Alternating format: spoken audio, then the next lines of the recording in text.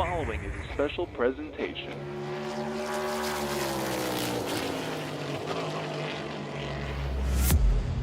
From the Captain eSports Network. This isn't just a game. This is iRacing.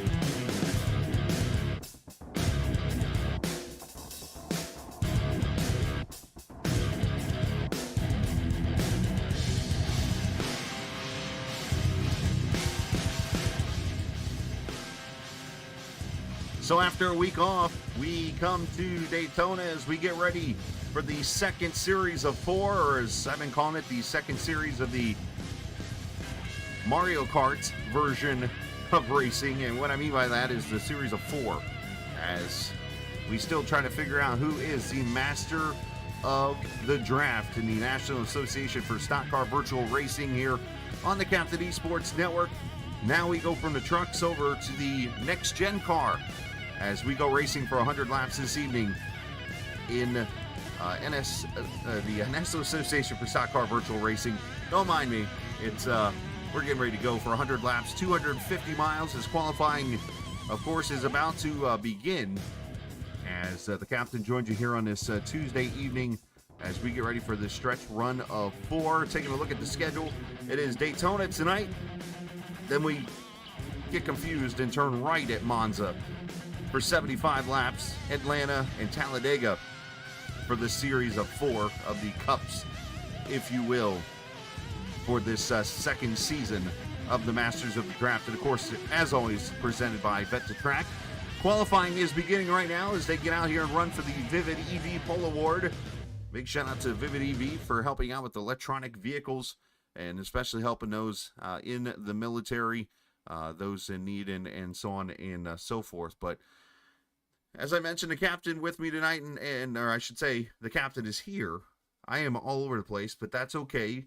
I think maybe it's because I'm starstruck a little bit tonight, and I was on the plane ride over here to Daytona from the broadcast I did last night, and I don't even remember what track I was at. But either way, Kevin England has found his way into my plane and came with me to Daytona here. And of course, Kevin broadcasts with me on Monday nights in the Sim 500 League, and now we're here with the National Association for Stock Car Virtual Racing. And Kevin, you've come along for the ride with me, and now we come to Daytona, a track you know very well. Yeah, I heard the barbecue is really good here at Daytona. So looking forward to the action. I always love super speedway racing, and looking forward to a pretty exciting race tonight. And of course, Daytona. Who doesn't love it? You're on top of each other, side by side. As qualifying kicks off, I'm sure we're going to have an outstanding race. Yeah, it's always been a great race, coming off a wild Talladega race 2 weeks ago as these cars get out here and get on the track. But as those who are new to the series, you might not realize it's literally series of four. And of course, it was the three car going to the championship, Joe Wells, winning the championship in the first series of four. Now the second series of four about to kick off here tonight. This will go all the way through the month of April when we are in the Gen 4 cars to finish out the campaign here. But as you see, qualifying, it's all about getting on that low line and trying to maintain your speed all the way around this track. As I look at Daniel Giroux down there right now in the purple, Travis Gilbert, who won at Monza last season in all the left-hand turns, Giroux at a 49.37 as he crosses the start-finish line. But qualifying here, it looks very easy, but it's very nerve-wracking at the same time. Yeah, different approaches. Drivers will take, some of them will use a throwaway lap, run high all the way around the border of the racetrack, and then bring it down to the yellow line in order to carve out a faster line. They get to tires up to temperature, they get the engines up to temperature, and they get a lot of speed built up in that throwaway lap. Others just come right out, carve the bottom, and go right forward on the first lap. And right now, Giroux holding down the provisional pole. Yeah, James Thorndike, a good qualifying effort for him. Second, Eddie Roati in the third position, as I still 5 races in, trying to figure out to say his name right. And that's after asking him each week, hey, how do you say it again? How do you say it again? As Andrew Moore in the 5th position right now. There's your Truck Series champ, Joe Wells. He is 49-42 with a 6. He is 6th. Krishan Elliott 7th. And then Al Likens, who I have a feeling is going to be very aggressive tonight. He was one not afraid to get out there and put his car in some spots. I could see that again tonight out of him. But we're looking forward to see what he can do. Look at Travis Gilbert jump to the top of a 49-32 as he, the representative there from Vet the Track, goes to the pole here. I'm going to real quickly make sure this is set up here on the stream. But hey, if you got friends and family, make sure you share the stream with them tonight. And also, you will notice I'm going to post it over here and pin it. Tonight, we're starting up and gonna try to raise some money and to help out those affected by the Hurricane Helene that hit the North Carolina, Tennessee, Florida, Georgia area and has created a lot of carnage, unfortunately, in those areas. Read today that there is this is still mind-blowing to think about this. There is no direct route interstate wise from North Carolina to Tennessee right now when it comes to I-26 or I-40. Both are shut down because of the storm just going through there and basically making the road impassable. And it's just mind-blowing to me. It's like that's like 1800 type stuff, because I mean that was back when everybody walked and the Oregon trailed it and dirt roads and all that stuff. It's like just mind-boggling to think that can happen. Yeah, the images coming out of North Carolina, Tennessee, they're just horrific. We are seeing phenomenal community and the spirit of trying to solve many of the problems that people are having even to this day, still without power, no transport, no water, no food. It's just a calamity down there, and I can only feel as hurricanes, tornadoes, no joke, and wishing the best for those folks as they try to recover from just an awful situation. So qualifying officially over, and Travis Gilbert can be the winner of the Vivid EV Pole Awards. Congratulations to Travis in that 2-car. He will lead him to the pole, or to the green flag here in just a few moments. But right now, of course, the drivers meeting beginning here with Lauren, who is the head admin of the series. We can just call her the boss, if you will. And let's put it like this, just to describe to you, Kevin. Imagine having your wonderful wife sitting about 2 feet to your right or left.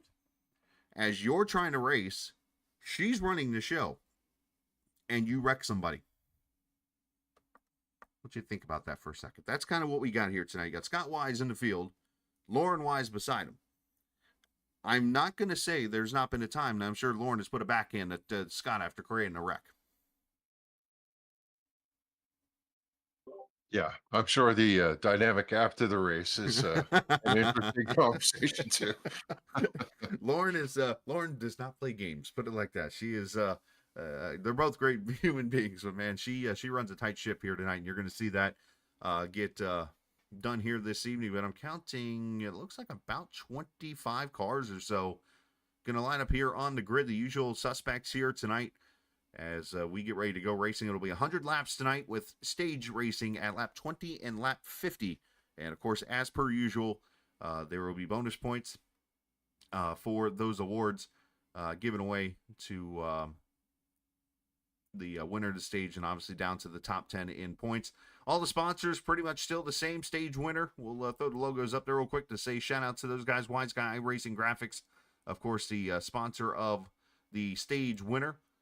Hard Charger Award presented by Superior Template. Of course, the Hard Charger Award, you qualify where you qualify, and basically whoever can gain the most positions will win that award, which gets you, by the way, I think a bowl of ice cream or something, but I really don't know.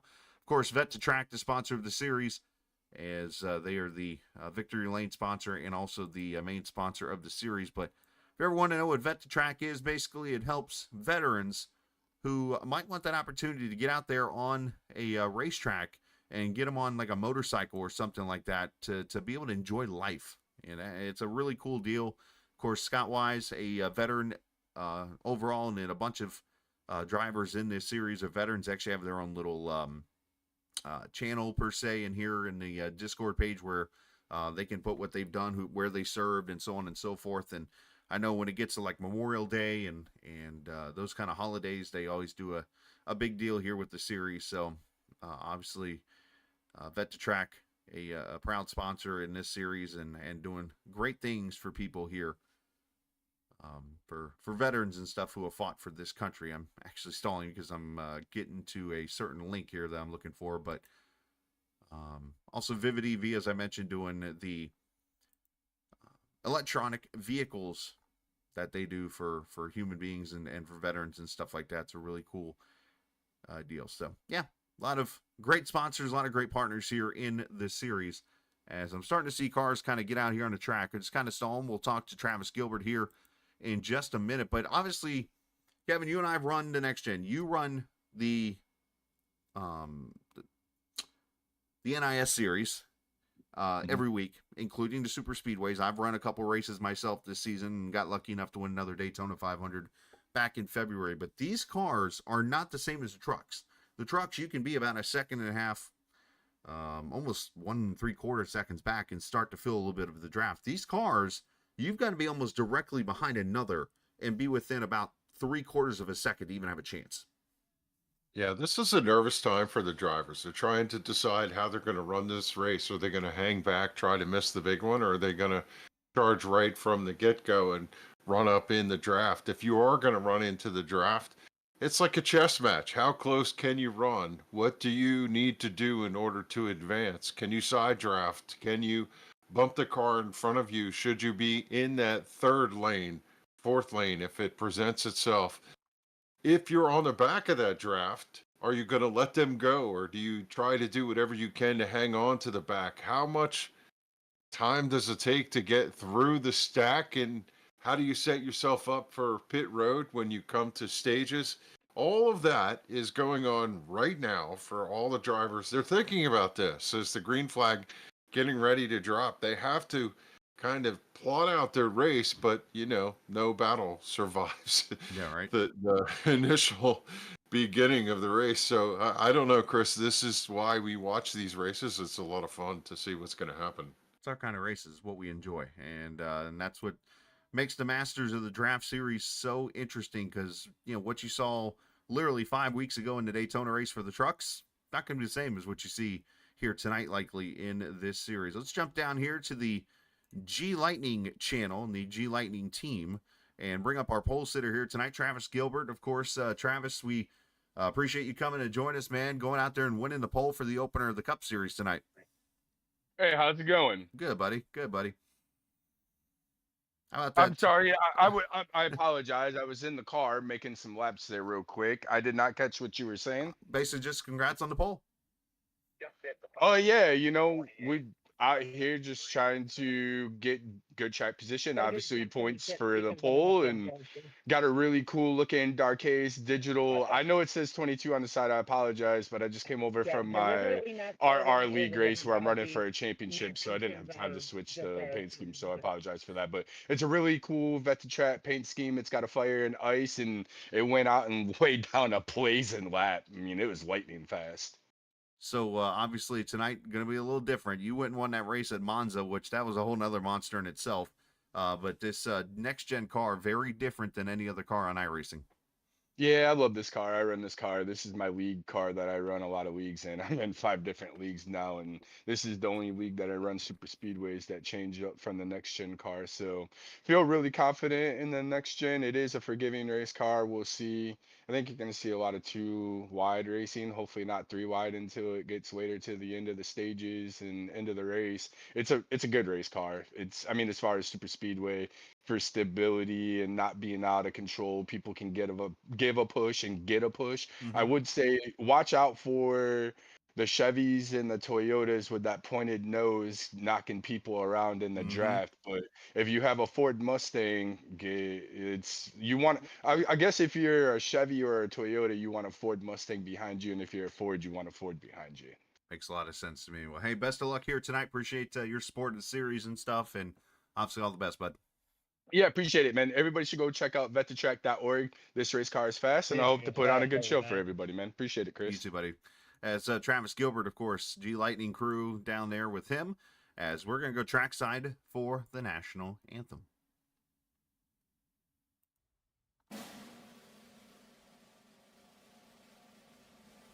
Oh, say, can you see by the dawn's early light what so proudly we hailed at the twilight's last gleaming, whose broad stripes and bright stars through the perilous fight o'er the ramparts we watched were so gallantly streaming, and the rocket's red glare, the bombs bursting in air, gave proof through the night that our flag was still there.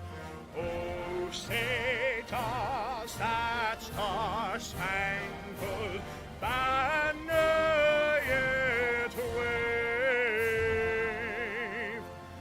o'er the land of the free and the home of the brave?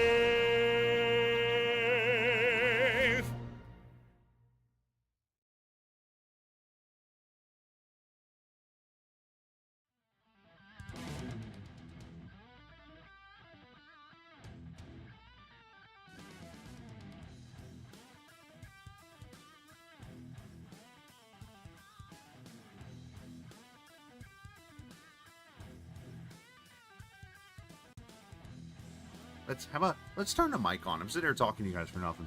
This is gonna be a good night, I think, for me.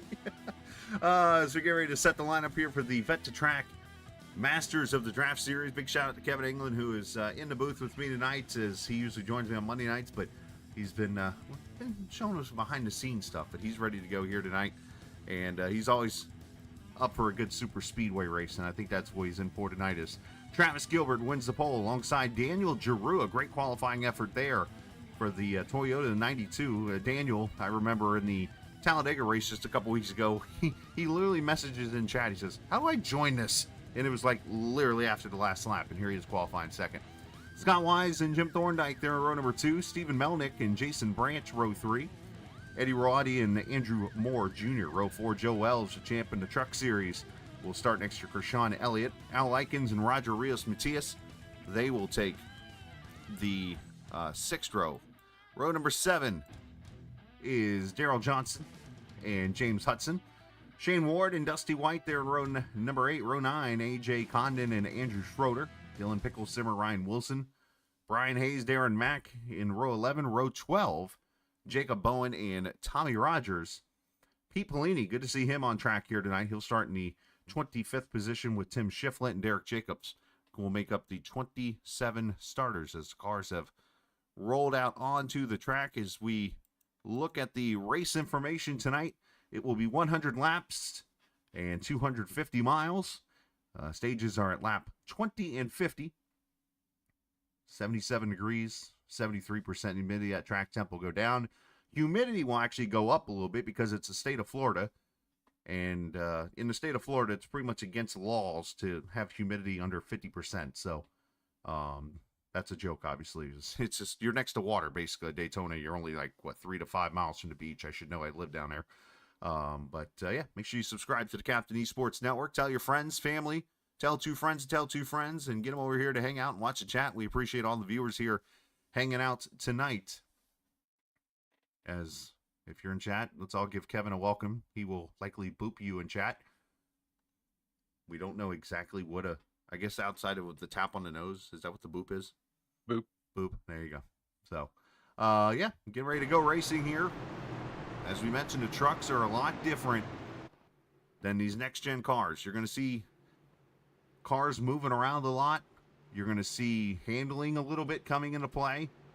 You're going to see bump drafts. You're going to see cars that don't stop when they come to pit road, and so much more. As the second part of the Vet to Track Masters of the Draft Series kicks off at Daytona right now for 100 laps. Green flag as the 22 of Travis Gilbert, we're going to call him the 22, you know he's the 2 technically, and Scott Wise immediately push off the inside lane as our cameras tonight presented by TrackCams22.com. You check them out online, on Facebook, and in the iRacing forums at TrackCams22.com. And one thing, Kev, about these cars, when they get lined up like they are in the outside lane, this is definitely a car that when you get it lined up and organized, it will just drive away.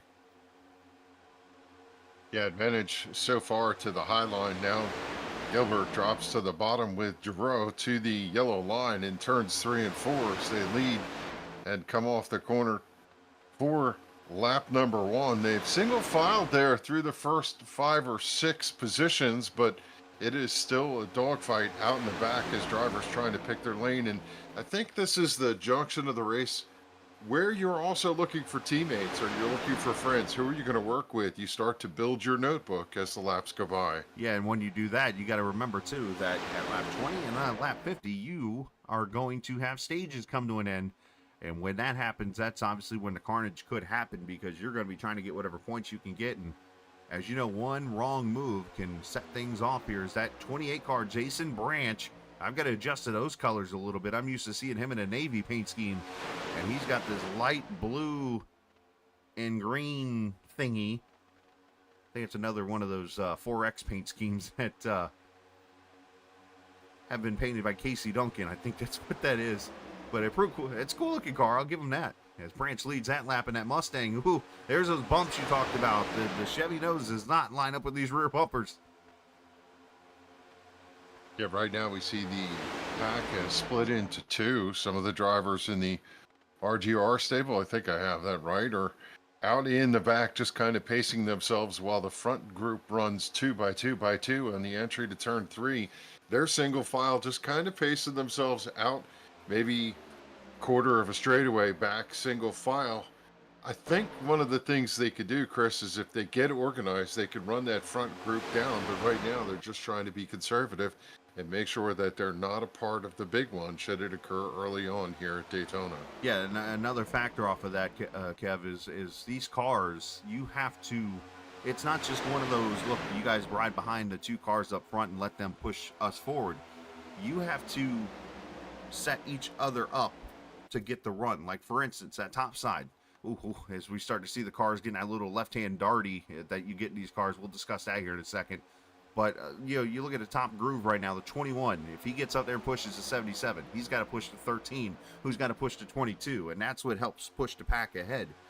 Basically, it's kind of like you see it in real life now in these next-gen cars. It's not one of those where the 77 and 21 are going to ride behind the 13 and 22 to let them do all the work. They've all got to work together. Speaking of, the 13 of Thorndike drops down. He's going to get himself the lead here for a good run. And he's got help from Giroux in that 92 car. Yeah, and there was a scary moment out in the back for Pickle Center. He got sideways with contact, was able to gather it up. He's not going to lose the draft here, but even in the back, sometimes you misjudge the run or you get a car that you don't line up with correctly. And you definitely have to be up on the wheel here as you ride around Daytona. Oh, Thorndike got himself too Pretty high wide. there. Good move by Gilbert to go to the middle and make that direct move. And yes, it kind of puts you guys in a bad spot right now. But, it kept from having Thorndike left reared into the pack. And that's one thing about this car. You cannot be indecisive. You have to make a move and make that move right then and there, or else you could be on the wrecker heading back. Now, these guys do have one reset to work with in the series, so if they do get involved in a wreck, they'll be able to get back out there and get the car fixed as long as they don't tow away. Second pack now, 3.8 seconds back. They've actually made up a little bit of time here these last couple laps, and it's probably because these guys are getting slightly racy up front. Just got, yikes. Giroux just cut him a break. Yeah, Gilbert was in the sucker hole just a moment ago, dropped back. He picked up the 33 of Rounday, and they made a move to the outside. Now he's contesting for the lead as they come down through the tri-oval. It might be that Gilbert led that lap as the 22 has picked up a friend, and they are going to the front here on the high side. If you're wondering where that wind gust just came from, that was probably the first Lauren backhand to Scott. Just chopping the nose off of Daniel there, going into turn 1 and 2. But needless to say, this is looking good here so far. Obviously a little bit of wildness, but you know what? That's what Super Speedway is all about. That 25 car back here, Al Likens. He is not afraid to be aggressive.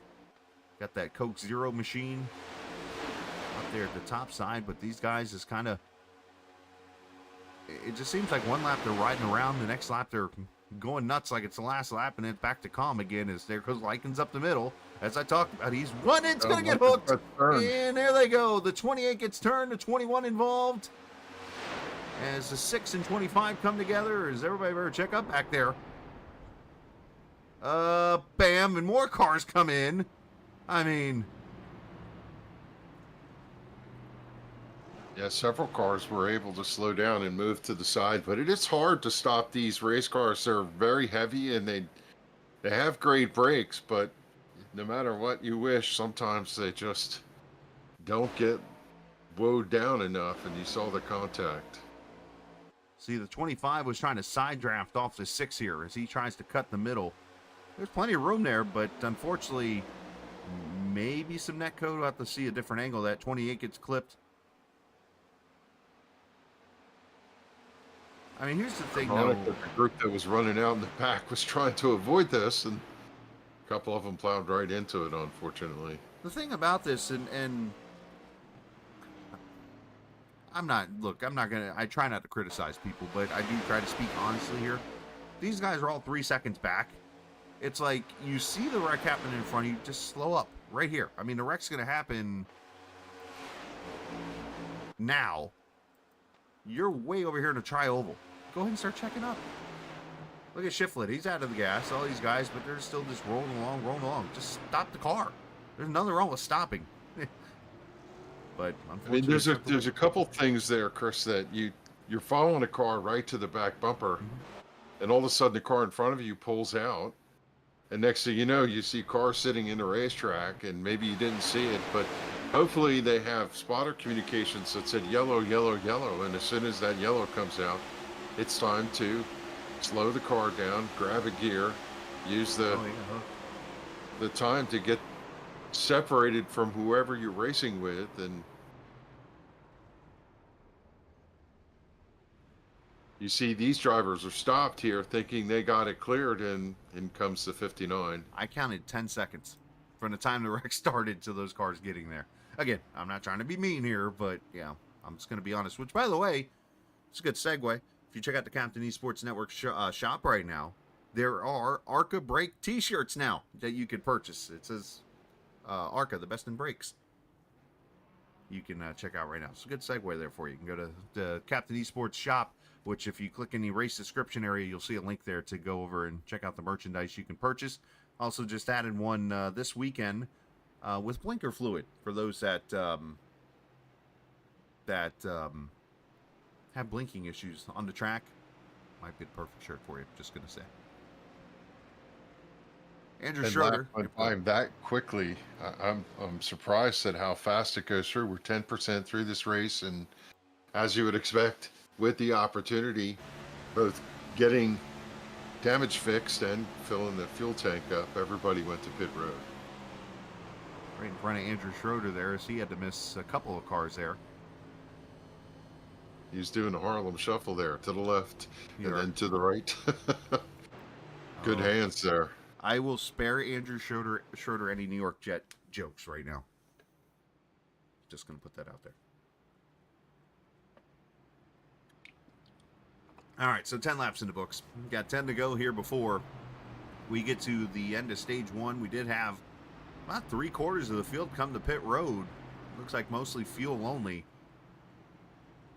for the most part here.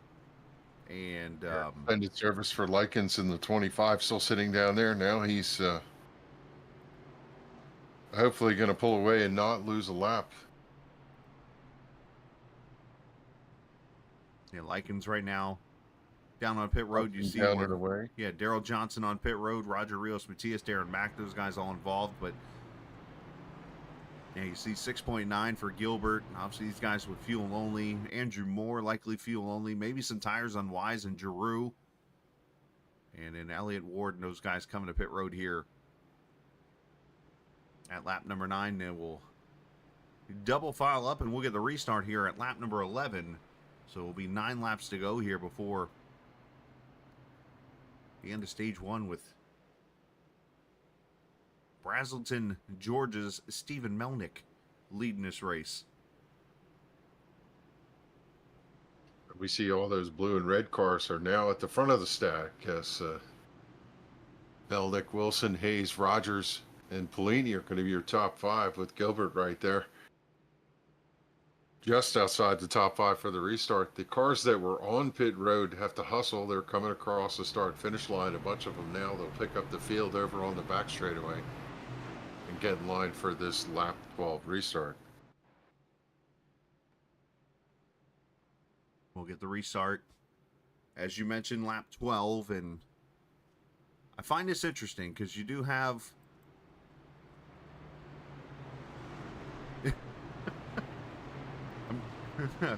I'm getting Lauren's yelling at me. And joking, she's not really yelling at me. But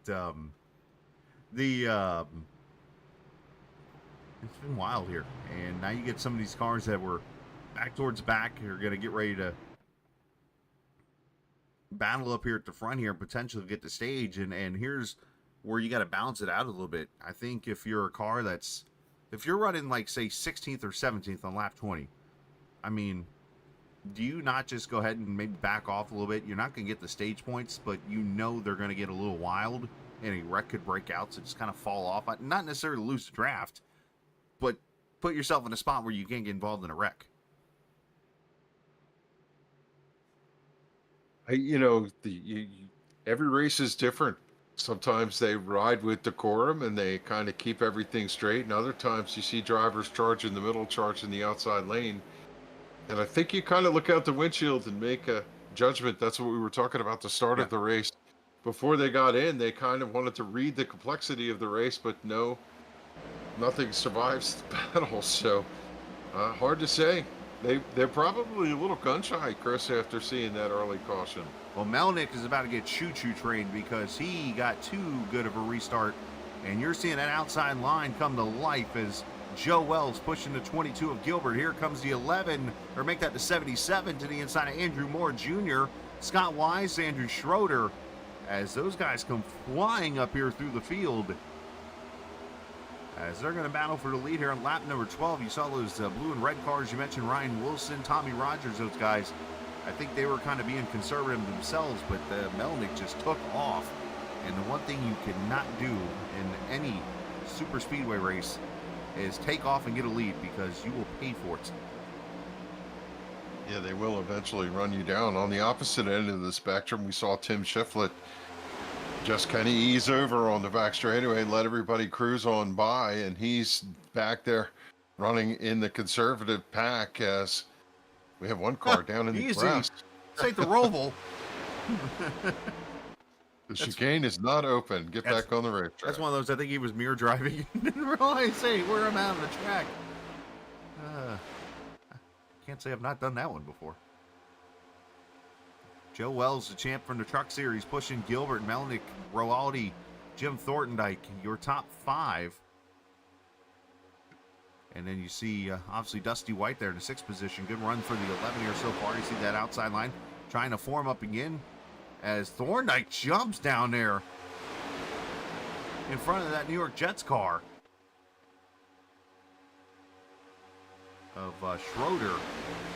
And that was, I looked, I thought he was wrecking. I had to cut back to him because I'm like, wait, did he just wreck? But I realized he was just chopping down in front of that 48 car. It's a strange dynamic at these large speedways that the outside lane has become dominant. I don't know about you. From the old school standpoint, a lot of drivers used to park themselves right on the yellow line. And now we see that that top line seems to have a bit of advantage. And, well, it's not unusual for a lot of drivers to be upstairs. Well, and I think a lot of that goes back to the knowledge of the cars as the 13 gets turned sideways with a save. They're still hitting and banging and beating and everything else, and everybody's going to save it, and we're going to stay straight. The 12 car just got punched in the nose. You can see some damage on the PPG car, Pickle Simmer. Otherwise, I think everybody's okay unscathed here. Something tells me there was a left rear push there.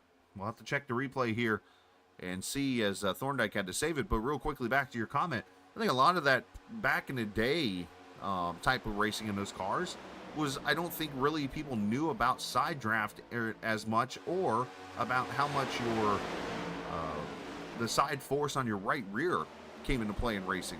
It was literally just straight up drafting, and then you get somebody like Earnhardt that was able to just go sit on your right rear, and all of a sudden you'd feel like you're pulling up next to a semi on the highway, and you get all this air blown into you, and you slow down. And now these cars are so heavy right rear dependent that the side draft is so huge. That's where I think everybody goes to the outside, is because what's going to get to your outside if you're up against the wall? Nothing. Yeah, I mean, some drivers talk about running against the wall and how that's a detriment because the air coming off the car is bouncing back to the car. What we see in the corners, these drivers are running above the seam. You see that black line on the speedway. A lot of times when you're running conservatively in that high line, you'll just park your left front on the line. But when they cut down and they run you tight to the yellow line, they're taking away your air, and they're also shortening the corner. And the farther this race goes, the more aggressive drivers will be in running nose to tail, and the top line running right on top or right alongside the cars down below them. I think I have found the replay of the Thorndike save here as we go to turn one. So Schroeder was pushing there in the 48. Oh, you know what? Thorndike gets on the apron. That's what did not help him out, as he caught that apron, which can be kind of easy to do, especially with the different steering ratios that are in this car. Because remember, this is rack and pinion steering. This is no longer the 12 or 8 or 14 to 1. This is now the remind me of the numbers again. I can't remember off the top of my head here, but it's like a different rack and pinion set basically on the wheels. Yeah, some of the drivers do go in and change the steering ratio to be a little slower at these type of racetracks, just because, as we see the 69 against the wall over there in the corner, they want to have a little lazier feel. Right. They don't want to turn so hard that they get darty. Others like it the other way. They want the steering to be a little responsive so that if something comes about, they can turn themselves out of it. Yeah, a lot of you said exactly right there. A lot of guys will get out here in these super speedways and they'll put like the lowest ratio possible, which I believe is 6 to 1 in these cars. But basically, as soon as you turn the wheel, it just hangs a left or a right, and you're able to make moves really quickly. Me, on the other hand, I was the other way. I wanted more relaxed, because if I'm pushing a car, I don't want to be literally just moving my wheel a little bit and my car's going all over the place and will spin somebody out. I want to be able to get up there, know I can move my wheel a little bit, and still have the push going and be as straight as I can be. As we come off of turn 4, we're going to see the white flag here, final lap of stage 1, as Travis Gilbert's been up front here, and you see the line of 40s, and I don't mean number 40s, I mean the Forte cars of Joe Wells and Eddie Barati. I was picking on Joe doesn't know this, but I was talking to Eddie a little bit ago, but I have to say it might be the biggest next-gen numbers I've seen yet on a car. I mean, that 3 covers the door all the way down to the bottom. Yeah, the number on the 1 is quite large too, but I love that because at the racetrack, when you're looking across, contrast and size help you pick out the car. Absolutely, that's fair. As Jason Branch, he made a move on the 12.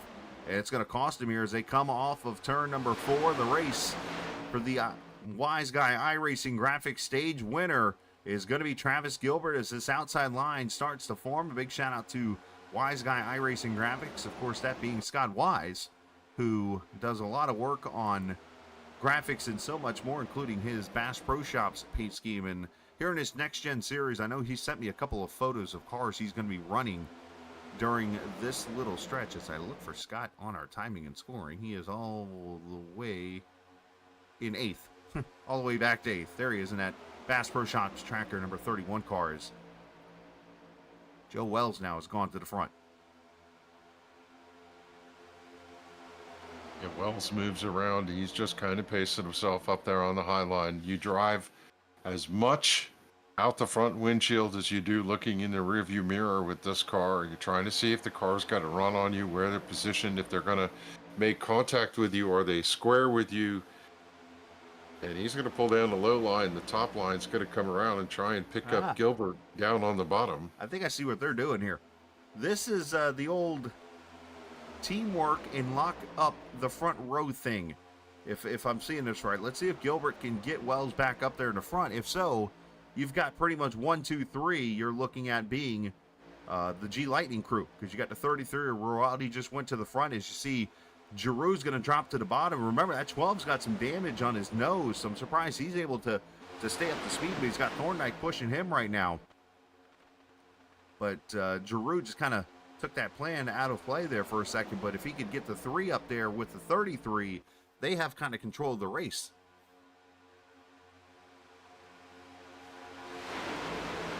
Yeah, and you wonder, these drivers, they're looking at the pushing, and some of them are testing, how does the push work on the straightaway? Am I okay with it? Maybe a little bump from the 12 there does not sit well with the 33, and they might be yelling in, lay off me. But especially in the corners, it's treacherous. If you get a little bump, and maybe later it'll be a payoff with the win where they shove you. But currently, I think a lot of drivers would say, don't push me in the corners. The car is way too unsettled.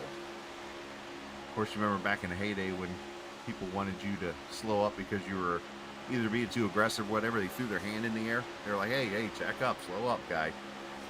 Nowadays, it's, dude, can you go talk to the other spotter and tell him to chill the bleep out? Yeah. You know.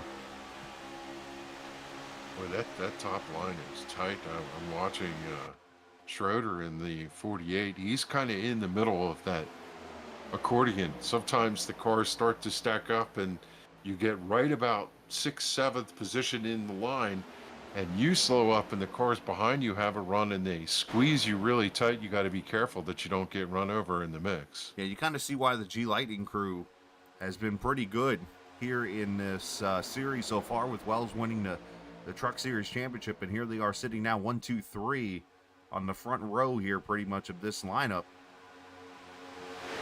Of course, Pickle Simmer doing pretty good. Scott Wise now getting back in this battle. He and the 48 of Schroeder, to 39 of Shane Ward. Haven't said his name all night as he gets up there, but you know, these cars, we see it every time. It's a next-gen car only thing. It's almost like the rear end gets very light off of the corners, and you can easily see a car get kind of free and almost darty, if you will, through the corners.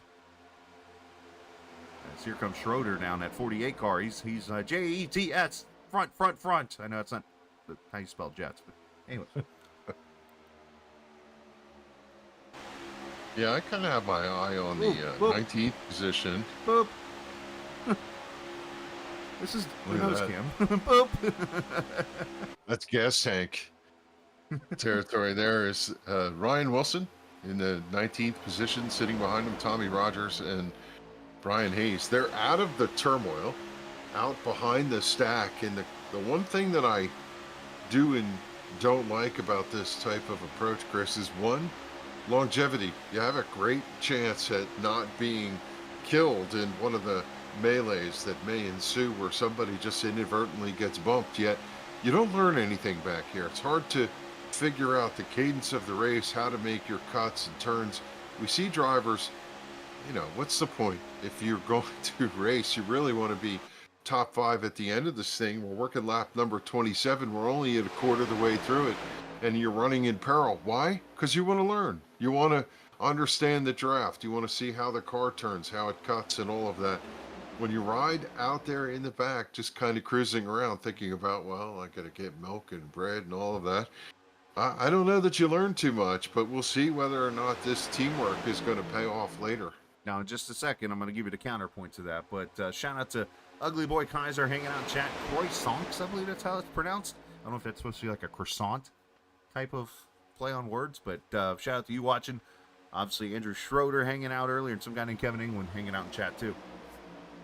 But yeah, Master Boop, did you see that? yes, I did see Boop. So here's the counterpoint to what you said. I'm one that likes to run in the back myself when I draft. And the reason why I do that is because I usually will go out and practice and throw myself in the pack. And I will throw myself all over the place. I will put myself in spots I should not put myself in. I will see what the car can do and what it can't do and so on and so much. So that basically at that point, it goes back to that whole theory I've always talked about. It could be the most boringest race in the world. It could be the most exciting race in the world. No matter what, your goal is to get to the start-finish line first. I'm going to find a way to do it. I don't care how you do it. You know what I mean? That's kind of why I ride in the back. It's like, let them wreck. I'll find my way to the front at that point. But that's just kind of the way I look at it, because you got to be the first to finish. In order to do that, to finish first, you have to do first finish. And if you're up here being aggressive in a pack, chances are you're not going to make it to the checkered flag. That's just I think a lot of drivers have so much experience at these tracks that maybe they do or don't need to learn, but there is something about setting your brain on kill for the timing that you need to move around. We'll most likely see these back markers right up in the mix. One of them certainly has a chance to win, because that's the point of this type of racing. You do eventually insert yourself into the equation.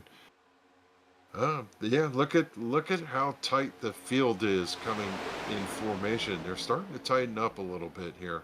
So we got 30 laps about to be in the books here. Pinned in at lap number 9. We're at 19 laps into this run.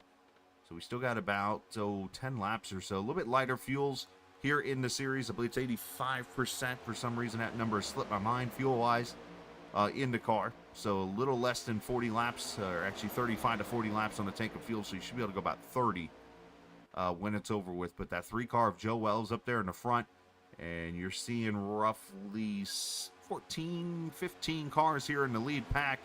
And then you got the second group of cars led by Derek Jacobs in the 303. The 23, Ryan Wilson, Tommy Rogers, Brian Hayes, Al Likens, who's back here in this draft after that first accident. James Hudson, Shiflett's in this pack. Roger Rios Matias, Darren Mack, Pete Polini.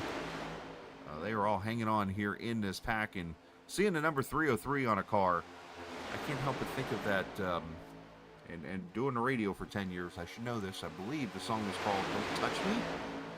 An old 2000, roughly 2011 hit from a band called 303. 303. 303 is probably an area code reference, but I always think of Freddie Domchowski from the New Jersey scene.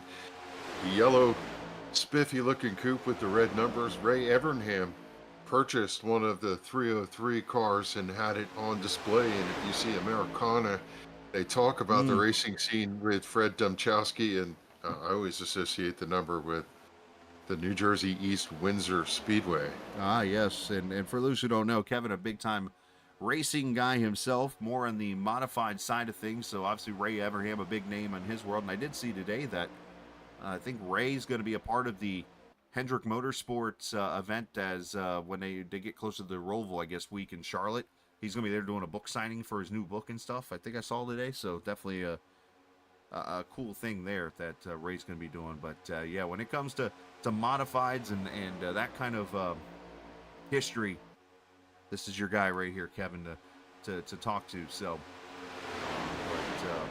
Ray used to race at our local track in Flemington. We knew Ray directly. In fact, we cut him out of the car when he had the horrific crash that led to the end of his career. We used to be part of the rescue crew there, and he went south to NASCAR after that. So things worked out for him, it seemed. Yeah. Nice guy. Good guy, Ray Evernham. Yeah, he is a genius when it comes to putting race cars together. As Pete Polini has come to pit road, he leaves 14.7 on his stop as we see Jason Branch pushing Scott Wise here in the inside lane with Giroux. And that 92 car trying to get that inside line rolling as the G Lightning crew up there to top side. Cars coming to pit road right now. Derek Jacobs, Ryan Wilson, Brian Hayes, Tommy Rogers, some of the cars in that back pack are on pit road here at lap number 34 in this race. And I was trying to remember what I was doing. You started talking about Ray Everett and it threw me off. I'm like, oh yeah, I'm supposed to look up what area code is 303. Let's see really quickly. The 303 area code is California, yeah. I believe it is. Denver, Colorado. Oh, how about that? Not the 313 to be confused. Well, there's the 213, which is the old Long Beach code, which of course think of Snoop and Dr. Dre and those guys, 213 as they called themselves. Yeah. I tell you, I don't know much about these drivers, but I look at somebody like Travis Gilbert, who's been up front, and whether he gets shuffled back, loses a little track position, always finds his way back through to that top three. And that's the type of driver that you got to circle for the end of this thing. Is any driver that can find their path back into that front stack is one that you're going to look for at the end of the race. Yeah, I mean, the guys you saw in victory lane during the truck's schedule during that first set of 4 races, you're seeing them right now running first, second, and fifth right now in this race. And that being Wells, Gilbert, and Scott Wise. Now, the 4th driver obviously is not here tonight. Not sure if he's not going to run the next-gen series of the cars, but obviously 3 of the 4 winners running right up there in the top 5 just shows you the cream rises to the top in this kind of racing. And that's the part where we go back to the debate that you and I have on this. Being up front gets you in a better spot to win the race and stuff. Yeah, towards the end, you want to be up front and be able to put yourself in the position. And, you know, you start to wonder. Sorry, I'm watching 48 darting around. Yeah. There was a nervous moment over there. And what's funny is on the screen, it looks like it, but in the car, it feels like catastrophe. You just feel like you're hanging on and you're about to go for the big one. Is you cannot touch that apron down there. The car wiggles and the car unsettles, basically de-wedges down on the apron. You're really going to have a handful. I was looking at the 92 of Daniel Giroux, just kind of riding, sitting in that 5th, 6th position on the low line, sometimes moving up to the 4th slot, 3rd slot, keeping the nose clean, glued to the yellow line, not concerned about what's going on as things are kind of settled in here. And that's the type of driver that is a sleeper. You look at them to come and charge through later where they're just getting themselves in position. Hey, it's a good time for me to ask you this question, Kevin, because we've had our share of super speedway races on Sunday and Monday, or on Monday nights when we've called races together. So we've talked about this before. You're always somebody that likes the bottom when it comes to riding like this. Why do you like being in that bottom lane? Yeah, I just feel like you're in more control, and I don't know what it is. With a large steering wheel and that yellow line, you could just gauge where that yellow line is, and you're in control of. I always try to look at from the middle of the straightaway into the entry of the corner. I'm turning the car in. I'm aiming for that spot where I turn in. I'm predictable, and I think that's really what it is for me personally. Is I like the driver behind me to have confidence in my line. I want to be smooth. I don't want to be wobbling around.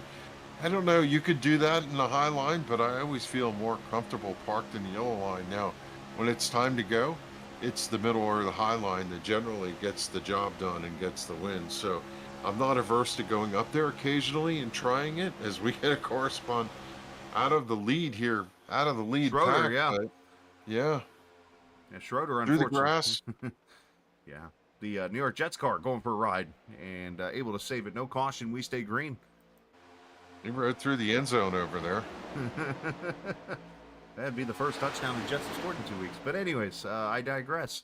So the one other thing, a little check up here with they catch a lap car Melnick on the bottom side is you mentioned Schroeder as he went for the spin there.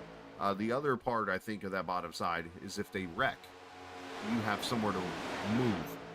Where the high side might be a little more limited, that bottom side you're able to spin, or you're able to get, if you have to go to the grass or go to the bottom of the track to get out of the way of a wreck, you have more room to play with.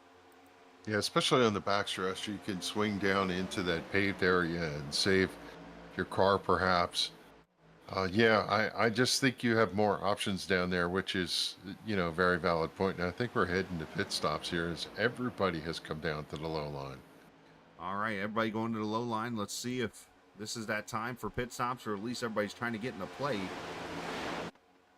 here for stops, as well as it's got that bottom lane rolling. Appreciate all the viewers hanging out here tonight. If you're new to the chat, hit that subscribe button. And if you're returning, obviously, as always, to hang out and watch the series, hit that, well, you've already subscribed, but make sure you do come back. We appreciate you always hanging out with us.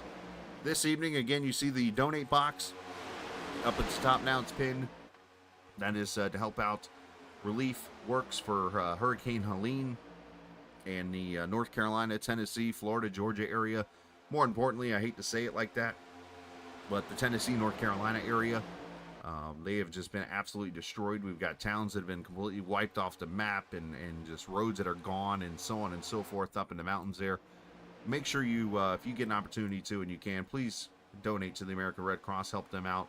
And you see what the NASCAR community is doing. Not only that, but just celebrities and anybody who, even if you have people in that area or not, are helping out in this situation there. So if you can help donate, there's a box right there. You can do so and help the American Red Cross. But appreciate you for definitely hanging out in the chat no matter what. Yeah, the field moved down to the low line, and coming off the corner is a little bit of a handful. Sometimes the car will swing Here loose, we go. and you see drivers heading to pit road. Dusty White has not had a good time down on the bottom. The car's been loose, and now he's going to get tagged and spun on the entry, and he'll have to back it up and drive out. I don't think that was a significant hit, but the HBO Max number 11 is going to lose a ton of track position. Wow, you mentioned HBO, and I just had a flashback to the old HBO sounder that always played before the movies, where it looked like you were out in outer space. From like the 90s, I think it was. I see Walter's Kluwer on the side of that car. Not something you see in the racing world. That's kind of cool. 4 tires and fuel for a lot of these drivers, and they're down and away. As they will pull away, and of course you got to run the access lane all the way over to turn number 1. Here comes your second crew of cars. A lot more tamer coming to pit road here. 55 mile an hour speed limit here. As you got to be careful because you do not have a spotter on pit road, so you got to know who's what and who is around you. And it's 4 tires and fuel for all of these cars, and we'll see where everybody cycles out here. In fact, so the track map up here, we'll see where everybody is. You see the 2 car coming out of turn 4. That is going to be your lead group right there. And these guys are going to get out there and try to get up to speed. You want to stay as organized as you can. And this is the time the you 2 push. crossing the stripe as the rest of the cars down on the apron over there in turns 1 and 2. We'll see how that's going to net out, but I believe the 2 has a little bit of help and is going to be able to roll around this group. It'll be close. They do look like they're going to blend as there's another car spinning Uh-oh. down on the bottom Ah, apron. Krishan there. Elliott, the 14. Yeah. He has gone around. I was worried about him merging on the track because he was right up against that yellow line. And there were some bumps down there on that apron. And Elliott, unfortunately, has fallen victim to the bumps. Shades of Michael Waltrip a few years ago in a dual race. Interesting to see the pit times, 13 seconds, 13 some, 14 some, 12 second times, some 15. No! And of course, now we see conveyor belt racing. There's race cars all over this racetrack. How did they not wreck? Oh, Pickle Simmer made a move to the middle to try to get around the car of Thorndike as he was just merging into the field, and how they touched each other, him and Wells and Thorndike, and not wreck. I know you were in the middle of talking there, but that oh, I know. that's a code brown for a few people right there. You can go all the way back to Moore Jr., and that is going to be really the front pack here. He's currently running in 7th. Let's go back to this. I mean, because you've got these cars obviously that are merging on the track. Pickle Simmer is literally pushing Joe, trying to, obviously keep the advantage going. They're come up on Thorndike here, who, by the way, is on the lead lap. He just come out of pit road. Dylan's going to make a move here and then realize, uh-oh, I've got a very slow car in front of me that we're trying to catch. Yikes! In the middle there. I mean... Excuse me, pardon me, coming through. Beg your pardon. I want that. Yep, thank you. And it killed the inside line by doing that, and obviously Pickle Simmer going to get the worst of that in the end. Knowing Thorndike, he probably was not too happy about that either. So we've got the top 8 separated out now. And about a 4.5 second lead over Jason Branch. There's 2 cars, 9th and 10th. And then you got 2 more cars back here in 11th and 12th. And then you got 2 more cars in 13th and 14th. And it's just becoming the old tandem racing, it looks like, without tandems. Yeah, and this is where if you're not in that lead group, you're looking at the telemetry to see how many are there, and you're hoping that they get a little bit racy, because if you're out in the back, you're generally not going to run your way through to that front pack. And with few cars in the front pack, it's not likely they're going to crash. So as we approach halfway, they're all scanning their experience of getting on and off pit road and trying to determine, did they have the right strategy, like we said from the get-go, or is the complexion of this race drastically different than what they thought it was going to be? Here's the situation you're looking at right now. We have 8 cars in the lead draft, and then you have a pack of 2. Is that even a pack? You've got a pair of 2, a pair of 2, a pair of 2, a pair of 2, a pair of 2, 1 car, another pair of 2, a pair of 3, a pair of 2, and 1 car. So this is your biggest pack right here, 8 cars. Everybody else is just pairs, all the way down to the 27th position. By the way, all 27 cars, or I'm sorry, 26 of the 27 cars on the lead lap right now, as we come to 2 laps to go in stage number 2.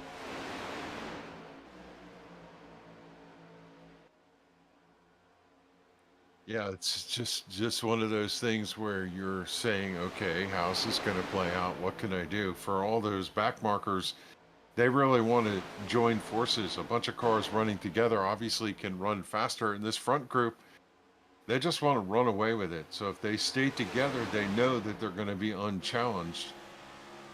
One other thing that we got to be aware of too, and I've seen a lot in this next gen car, is this last place car in the pack. And of course, right now being Andrew Moore, as they come across these 2 lap cars, it's going to become very easy for that 77 to come detached.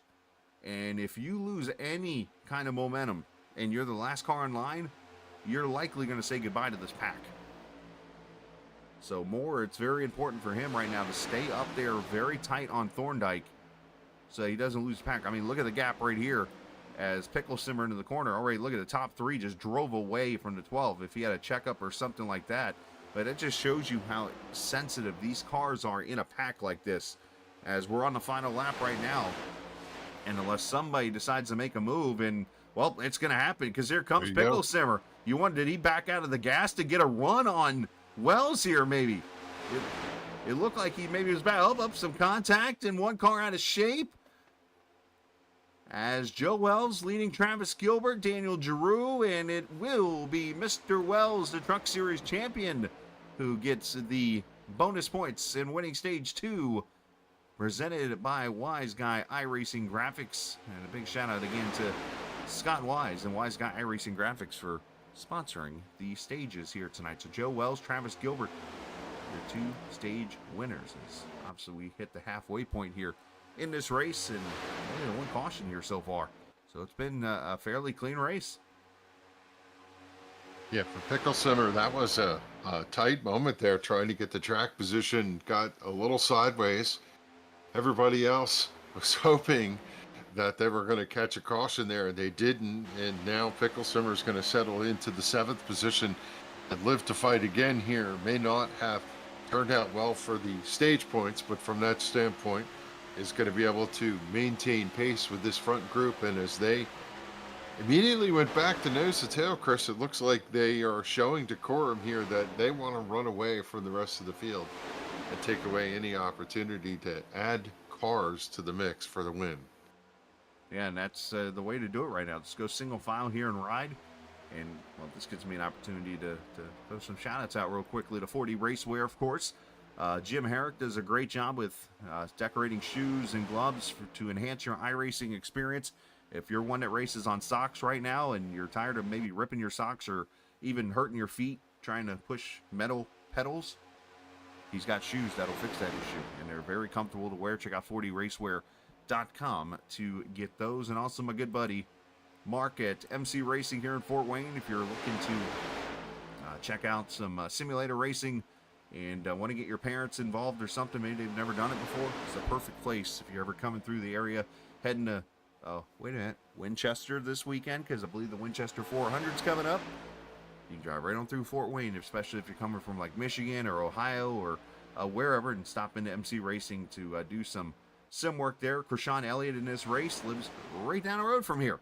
And we actually learned through a conversation. And he talked about bringing his dad in there one day if he hasn't already, and let him get his iRacing or sim racing breakthrough, if you will. So big shout out to Mark for doing what he does for the sim racing community. As we're 54 laps in. Thank you, viewers, for hanging out here this evening. A reminder again, you can click in the race description and check out the Captain iRacing shop for some great iRacing merchandise and more. And from the new blinking shirt, the Alt F4 blinking shirts, to the ARCA braking, to Captain eSports gear and more, you can check out their website, the Captain eSports Network shop, right down in the iRacing description page. And of course, along with the American Red Cross donations and so on and so forth. So, as we complete 55 laps. Rogers and Hayes, they're running 25th and 26th. They got bypassed by that front group. They were kind of hoping they could tag along and catch on, but they didn't catch the draft. That might be fortune for Jason Branch and Scott Wise as they're closing in on them. And if they can get to the back bumper and team up with 4 cars, maybe they can find some partnership there to run that front group down. I have noticed one pack that has come together. Back here at the 13th position, we now have a 6-car pack that has come together. And AJ Condon is leading this pack. Now, are they gaining on the leaders? Not necessarily. But they're gaining on these other 2 packs, and they're about 3.5 seconds right now behind Jacob Bowen. And, of course, Melnick and Wise are about 5 seconds back. If they can get on to these guys and then get up here to Wise and Andrew Moore, this is going to become about a 10-car pack. Then it becomes possible to get to the leaders. Not saying it's not even with 6 cars right now, but they're doing a great job of leading here in this front pack right now. So a lot of potential strategy that could come into play here with that situation. Now, one thing that we should look at here, Kevin, and you and I talk about this all the time on these kind of tracks. One thing I have learned from running in a super speedway series at the past is you want to be the car that pits first for the final pit stop. And I know it sounds crazy, but if you get a pack of 8 cars like you see here up in the front, or you get 6 cars that you see back in the other pack, if you can get to pit road as soon as you are in that window and you get out and you guys are hooked up together and you start pushing really hard and start gaining time, you could get this other pack on pit road and potentially catch them, if not pass them, later in the race. Seen it happen so many times. So we'll see if anybody tries to pull that move off. Yeah, and this race is far from over. You know that the drivers in the front pack, they are breaking the race down into segments, and they're in their head thinking if and when they get to that final pit stop. They pitted on lap 42, most of them, so you would assume 84 if they're going to double that. You have to have the best pit stop. You don't want to screw it up and take yourself out of contention for the win. And I want to talk about that second group racing together.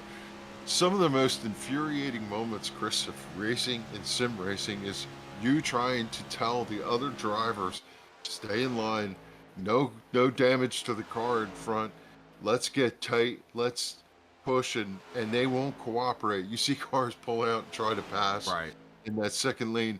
It could drive you absolutely insane. But I'm watching this group being led by the number 5, And Condon is doing a great job. And the 14 is tucked right up underneath the bumper.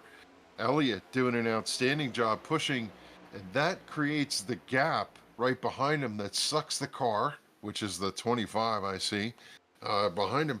That creates speed. So if you can manage that group well, and you can see they're tracking down these two cars in front of them. And to your point a moment ago, bigger packs are going to get formed. Now, will they go past this group? Ideally, the front guys would pull to the high side and let the faster group. The front 2 or 3 cars. Yep. Yeah, let the front 2 or 3 cars. They're going to join them. I was going to say maybe the front 2 cars. Right in with them. Yeah, which isn't a bad idea either.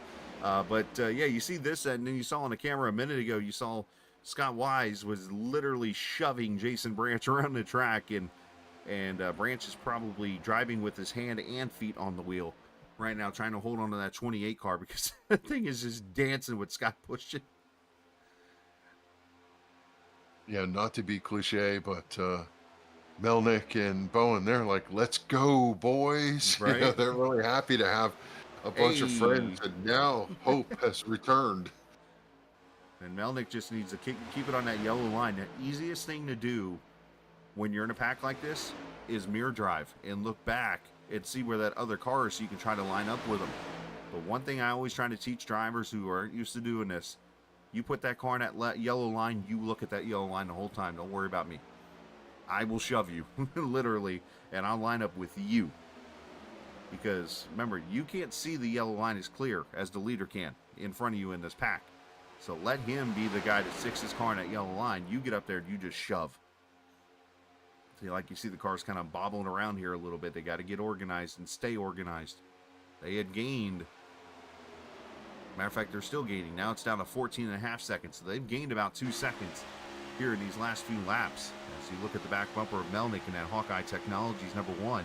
You look up ahead there, that's Scott Wise and Jason Branch. Those are the last 2 cars that they are left to catch before it becomes 2 packs of cars running with each other here. And we're starting to see a 3rd pack come together now. Unfortunately, these guys are way back, but Derek Jacobs, James Houston, Andrew Schroeder, Ryan Wilson, Pete Polini are starting to make another tandem of cars of about 5 or 6. But unfortunately, it's taken forever to get these guys together if we've just passed the 150-mile mark. It was a 4.9 second lead. Now it's down to 2.4 for Melnick trying to track down Scott Wise and Jason Branch. Unfortunately for them, they're rolling out of turn number 2 as the leaders are going into turn number 3. So they have a full straightaway to make up, but as they add friends, their speed increases, and to your point, they're running down that lead pack if they can keep organized. Yeah, let's show you the track map here, just kind of show you where the packs lie as the leaders just crossed the line over there. As they work their way to turn 1, your second pack, as you see, it is coming together slowly but surely here as they cross the start-finish line, and then you got the 3rd pack way back on the back straightaway right now. Did you just call me Shirley? Ah, don't call me Shirley. Which reminds me, I actually, my wife was watching, oh gosh, what movie was they watching just a little bit ago? It was on Independent Films, but I saw Robert Goulet, and I'm like, whoa, wait a minute, Robert Goulet. The name you forget about. Well, thus far, it's been all Joe Wells. He's just held the front of that pack and kept everybody at bay. Gilbert's been right there on the back bumper, just beating the cover off. And the 2 of them have done an outstanding job, and everybody else content to follow here and let the laps tick off. But you have to be imagining that all of those drivers sitting there in that top group are trying to think about, well, how am I going to make the move, or who am I going to work with, or who do I think is going to step out first and open the hole as the laps tick off. That's what your brain is just processing all of that, Chris. Drew, the first one to make a move up here, as he's going to go to the inside of the 93 of Darrell Johnson, and he's got no help. Andrew Moore's nowhere close behind him, and that's just going to slow this pack down. Drew gets back in line, but the one thing I was just about to talk about here, and I said this actually in a chat, I forget which race it was. It was either the Daytona race last season or the Monza race. In the end, you get a single file group here. Is this the most exciting racing in the world? No. Let's be honest. But I understand from the racer standpoint that you have these 8 cars that are trying to race for the win of this race potentially if they can get in and out of pit road the quickest and be up here in a pack together. These guys are working to get to lap 95 to 100. At that point, those 5 laps are probably going to be very exciting. So in my head, I understand that, you know what, these guys are doing their job right now to get to the finish. And you know what, people are going to say, oh, it's boring. So it could be fun like this, but these guys aren't catching up either right now. They're starting to fall back from the lead pack. Yeah, they overtook the 2 lap cars and it broke them up, and now they're side by side. And this is what I'm talking about. They were doing so well at running down that front group. Now they're losing speed. Melnick. Oh. Yeah, here we go. They tried. They're still trying. Well, this might single file them out a little bit here, which is what they really need to do, is get nose to tail and choo-choo train themselves up to be a part of this race. When all else fails, it's almost wreck, and then you can get single file real quick. But they have lost. Well, that was close. Yeah, that was Holy could cow. have been bad. 14-8 right now, going about 15 seconds now. Separation amongst these 2 packs. And the pit window's just about open. I mean, if you're the second pack, here comes another car jumping down the line. The 33 of Roaldi. As he has got no help. His teammate there, Krishan Elliott, jumped in line. He's trying to help him as much as he can. But all this is doing is slowing down the pack. And now the 5 with a run on a 69. As Condon. I mean, this is where people get angry. This is what I was talking about earlier, is you just are bagging these drivers as you watch the time tick away. They were within 13 seconds of the leading pack. Now they're 15.68 live scoring, and they're losing precious time, and they're running out of laps. And you know, that incident over there with Branch getting sideways, popped down to the apron, and he almost wiped the car out, but didn't cause the yellow that they need. So if they're not going to bring the yellow, they really do need to do what they're doing right now, which is get organized. As they're working on doing, I've seen Giroux make a couple moves on this Buster's Corner 93 card. If I'm Giroux, I see what he's trying to do, but he has to learn the whole, I forget what they call it in NASCAR. It's like hopscotch or something like that. There's a term they use now for it. So basically you're drafting down the straightaway. You back off, you get the run down the straightaway, and then you get to the left rear of the car as you get to the corner. And then you dive down, and what you do is it side drafts that car back, and then you just pretty much jump up in front of it like a slide job. Very One hard to driver do. dropped out of that. Melnick in the number 1, the Tracker Boats, Bass Pro Shops, Chevrolet down there getting service. These drivers will take 2 tires since they got to fill up with fuel. I think he's only going to take 2 tires, and he is now down and away. I mean, you could take 2. I think 4 is going to be the way to go, only because of how much time you're sitting there. 14-second stop. That's going to put him 1 lap down in the number 1, but as everybody goes to pit road, he might be able to pick up a pack here and stay on the lead lap as things cycle through. So the second line got back settled down. I'm sure somebody cussed somebody out probably in the middle of that pack. And then Lauren probably had to say, shh. Race chat only. Yeah, 15.6. They were 15.7 a moment ago. So now that they're back to organized, we believe they should be able to cut into the lead. I think pit stops are going to be in the mix before they can even think about getting up there. But we have Wells up front, Gilbert, Ward, Picklesilver, and Darrell Johnson in the 93 leading the pack right now. That's your top 5 as they're all getting ready, I'm sure, to head to pit road for their final pit stop. Yeah, I would think it's going to be here in the next 5 laps. Matter of fact, what I would do here if I'm Joe Wells, and he's a pretty smart feller here, I would literally use this draft because they're coming up on a 3-lap cars here. I would almost try to draft as much as you can up to this pack and then pit so that you don't even have to mess with them.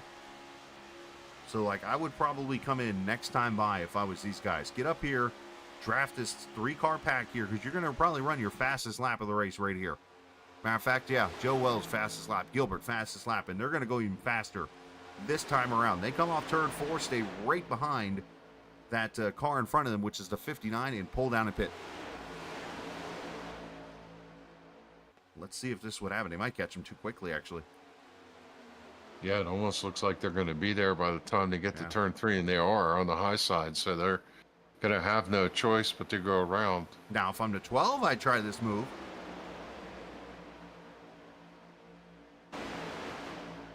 You want to make sure you have friends when you head to pit road. You want to have a drafting partner when you come back. Maybe they just feel like they're giving up too much speed if they go out by themselves. Well, yeah, and that's the case. And the problem you have here is these guys just got mixed up with those cars. If they were able to time that to where they're at their fastest point of the track and they're running their fastest lap and then turn into pit road, I mean, you've just pretty much done everything you can to run the fastest lap on your in lap. And that can make up some time. And in this case, pull away a little more. Yeah, fastest laps for the top 8 cars that time by. 49 or 45, 89s, and 90s. That whole entire lap for all those guys up front. Yeah, that second group, they have lost their mojo. They're now 18 seconds back. Good news for fans of Steven Milnick.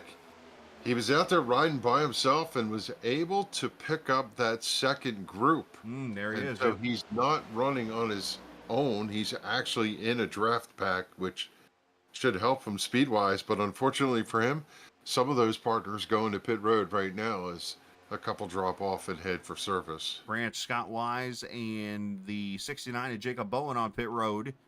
Hudson Schroeder and Darren Mack also on pit road here. Lap 74, still 26 laps to go for the final stops.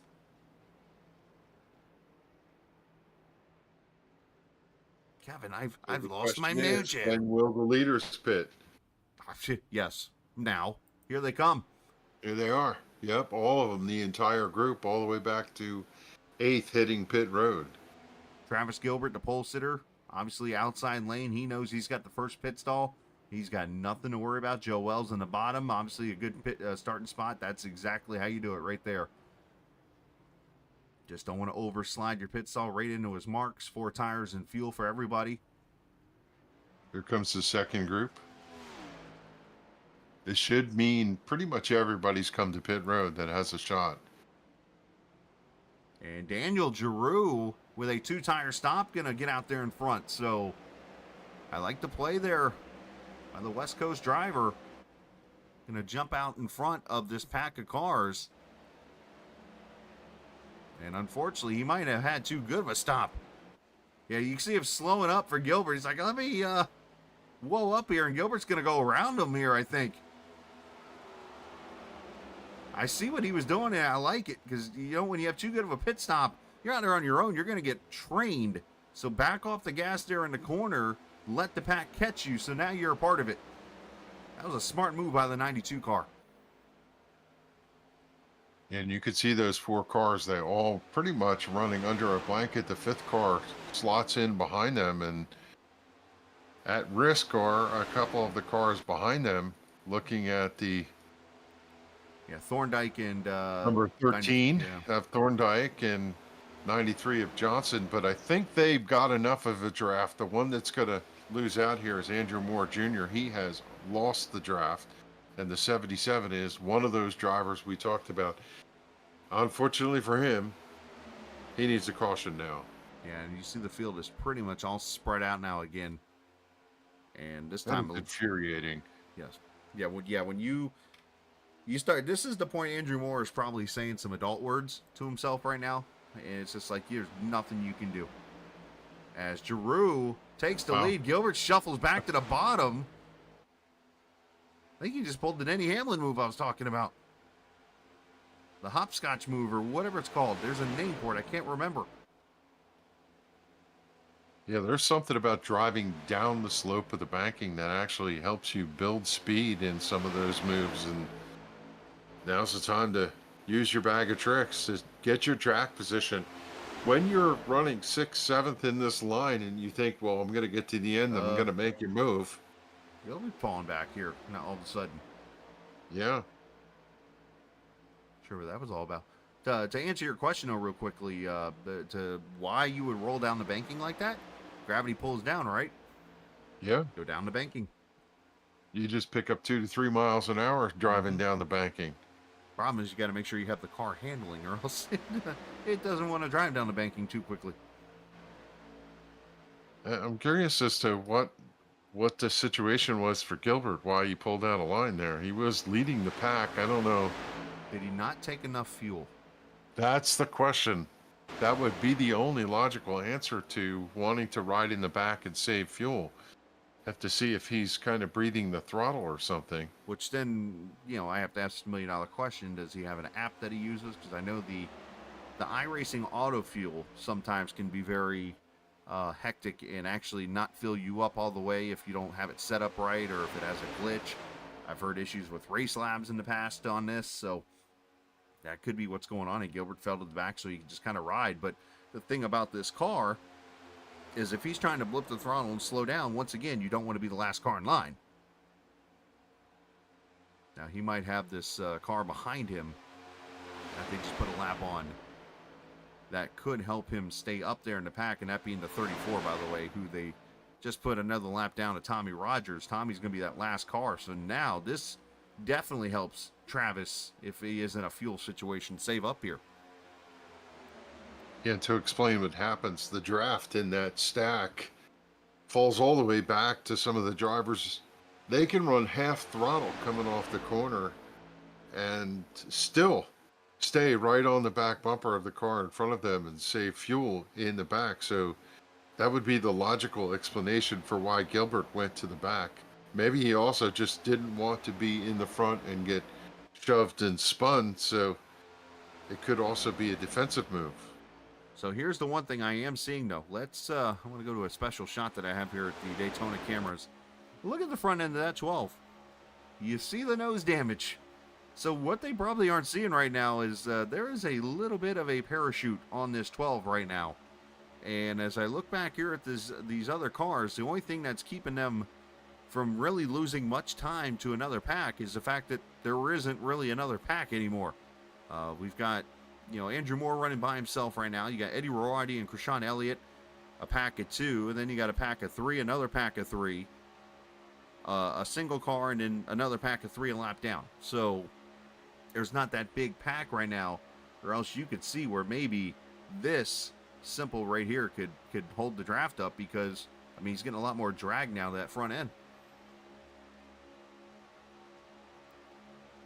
Yeah.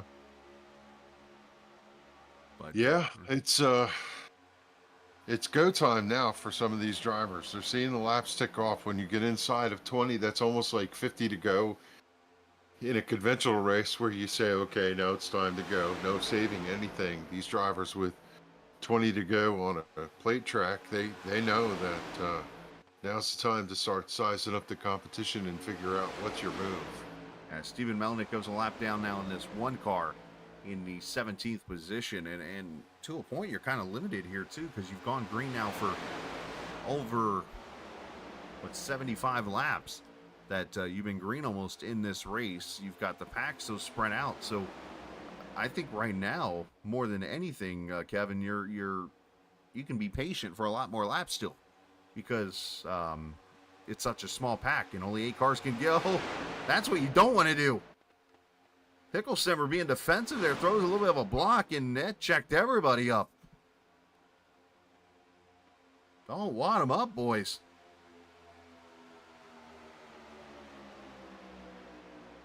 Yeah, this is where you just sit and watch. As you start to lean forward, you start munching on your popcorn a little quicker. This is where yeah. the Patrick. This is what we paid to see. What's the Patrick Stewart gif where he's sitting there and he kind of throws his hand in the air where he's like, what are you doing? I forget the GIF exactly, but that's kind of what that reminds me of, where Patrick Stewart's like, guys, just ride. For Melnick, who dropped out of that one stack and pitted, he's now the first car one lap down. So he was able to pick up the draft after pitting in isolation.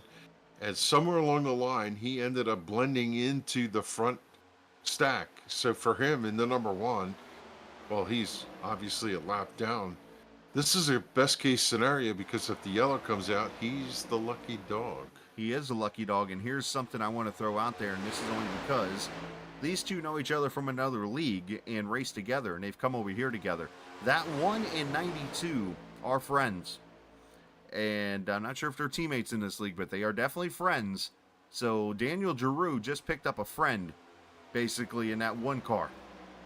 So that's going to be something to watch here later in this race. I saw sparks flying off a car just a second ago. Not sure if that was a warping issue or whatnot, but that caused a little bit of a checkup. And speaking of Melnick here, he's going to make the dive, and I thought the 34 was heading for the infield. Yeah, Darrell Johnson had a moment over there. He pulled out a line down on the low line. Everybody kind of clearly got around him cleanly, and now he drops back to the shuffles back to the stack. He's running in seventh. He's got the one right out the back bumper, and it almost looks like they jettisoned Tommy Rogers there. Tommy unable to hold on. I'm not sure if that car has some damage or something. He's never been able to keep pace in the bunch that he's been attached to. The one thing we haven't really pointed out in this car, Kev, is the fact that any of these cars on iRacing, when you're in a super speedway race, you can just pretty much, you drive it and you can pull out a line whenever you want. This next-gen car is not that way. You have to almost strategically make your moves. You cannot just pull up to a car and pull out. You have to, like if I'm Melnick or somebody towards the back of that, I got to back off. I got to get the run, time it to where I get it down the back straightaway so that I can pull out a line going into turn 3 and have as much momentum as I can to attempt to make a pass. Or otherwise, you're literally just going to pull out, and it's going to be like driving on the interstate behind a semi, and all of a sudden you pull in line and you get blasted by wind. Yeah. Tell you, the driver is chatting around the radio is Andrew Moore Jr. He dropped out of that top pack. He's running 8th out in the second pack, and he's saying there's debris in turn 3. How Andrew Certainly would love to see a caution and be able to get back into the mix. How Andrew of him. Somebody throwing out, as you like to say, the roll bar pad or a water bottle. And yeah. Meanwhile, the entertaining part of the race is back here with Scott Wise and Jason Branch, because Wise is, I mean, he is imprinting the Bass Pro Shops logo into the back of the 28 car, and he has got Branch all over Volusia County, basically, trying to hold this car. Watch these bumps here. Scott gives this guy. I mean, he is pushing everywhere. Trialable everywhere. I mean, the 28 is moving around everywhere.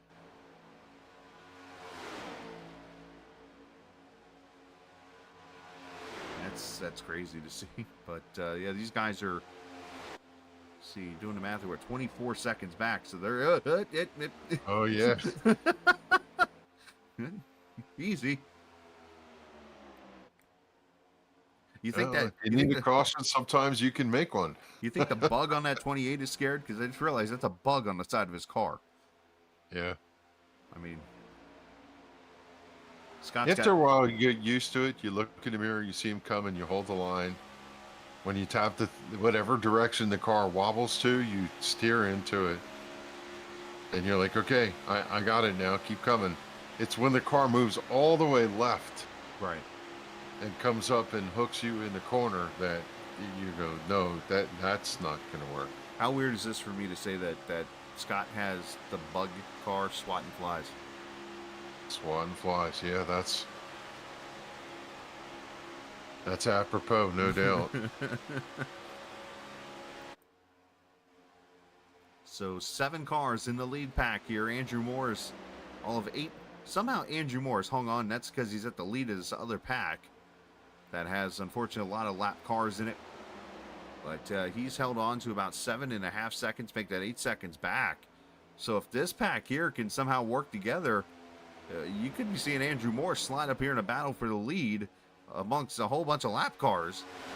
And then you've got another pack about 12 seconds back from him with Roddy and Krishan Elliott. And then you got this Branch, Wise, and Al Lycan group. As we'll be coming up to 10 laps to go next time by. Yeah, watching the timing. Let's just put a clock on Andrew Moore. Right now, timing shows him 6.9 seconds back from that front group. And unfortunately, they're breaking apart there as we say that. Now he's 7.3, so they have to get back to organize. But as he gets to the back bumper of the 303, he's pushing all the way down the back straightaway. And I think when they get organized, he may be able to orchestrate maybe a change here. Hard to say. Yeah, it's so unpredictable right now because, I mean, you got cars that are just kind of riding here. Oh, Branch got out of shape. Wise finally got him. Yeah. Not for a lack of effort, but unfortunately Branch had to go save her. And he's got a broken right front. That thing got smacked into the wall. And right front's not even moving on that 28 car. Yeah, right side's all caved in. The rear spoiler in the right side is turned, and the car just limping along here, hoping to get to pit road, and he's going to do it, and we're going to stay under green. No caution. Branch will be able to use the reset if he hasn't already and just get a new car and get out there. But unfortunately, Giroux and the 93 get together back there as they try to side draft. All right, so 9 laps to go. I think,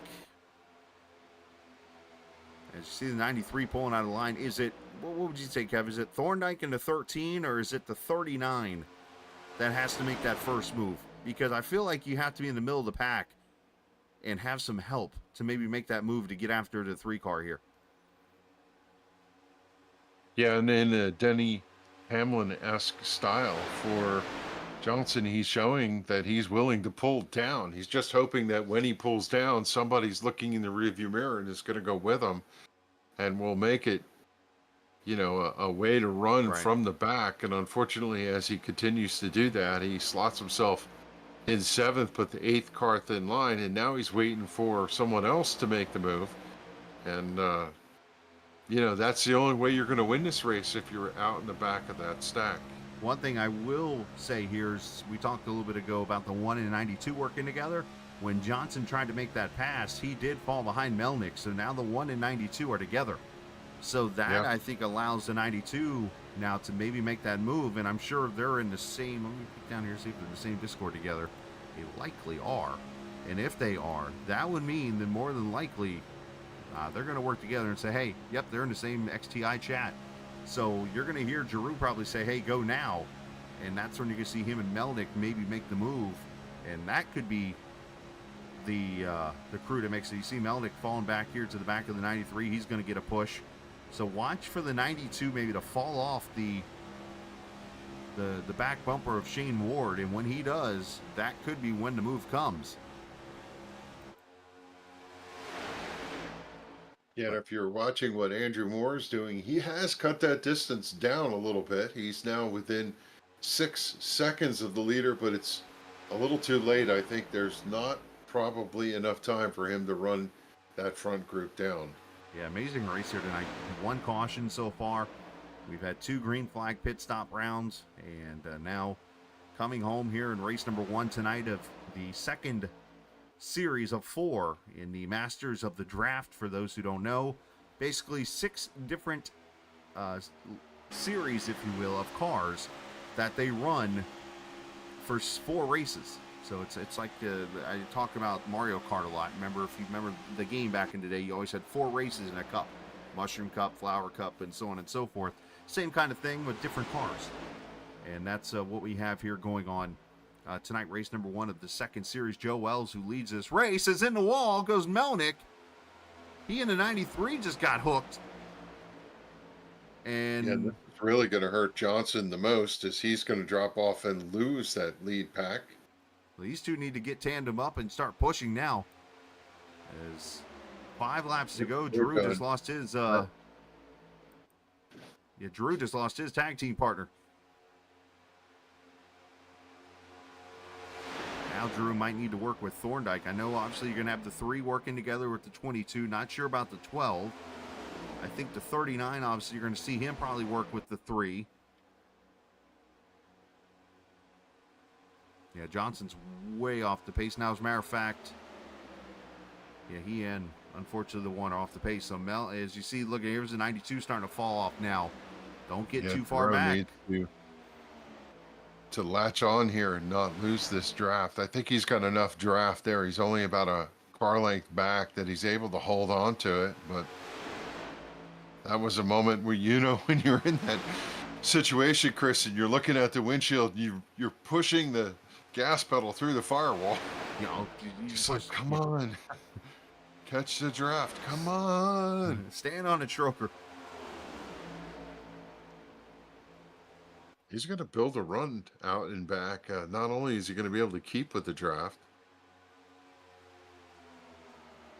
actually pulled down, and I'm not sure he's going to lose the draft here because he got out in his that right there, area. Right there is the example of the draft. How he just literally pulled half his car to line, and it just fell right back. I mean, it's very interesting with this car. He's testing the run out of turn 4, and he's able to draw up there. Very interesting how this car works. 3 laps to go. Should say the back here at 11th, this pack has started to form up now of about 5 or 6 cars. They're going to get racy here. Could potentially catch the 10th place running Roaldi and Krishan Elliott. We'll have to see. It's about a 3-second difference there. As these guys work into turn 3, you see the 13 of Thorndike trying to time it out a little bit here. I mean, I would say in the next lap here is going to be when you make the move. If you're, I mean, you got enough cars here, 6 cars, 2 to go is probably the perfect amount of time. Right here, I think, is where you make your move. 2 laps to go. Now, if you're Travis, are you protecting to help the 3 out, or are you trying to go win this race yourself? I mean, obviously, I think the answer is yes to that. Yes. You would run your mother in the fence to win a race. Come on. All right, Tony Stewart. Let's see. Anybody? Nobody's making the move yet. They're going to come to the white flag. Kind of surprised by this, but at the same time, I'm not.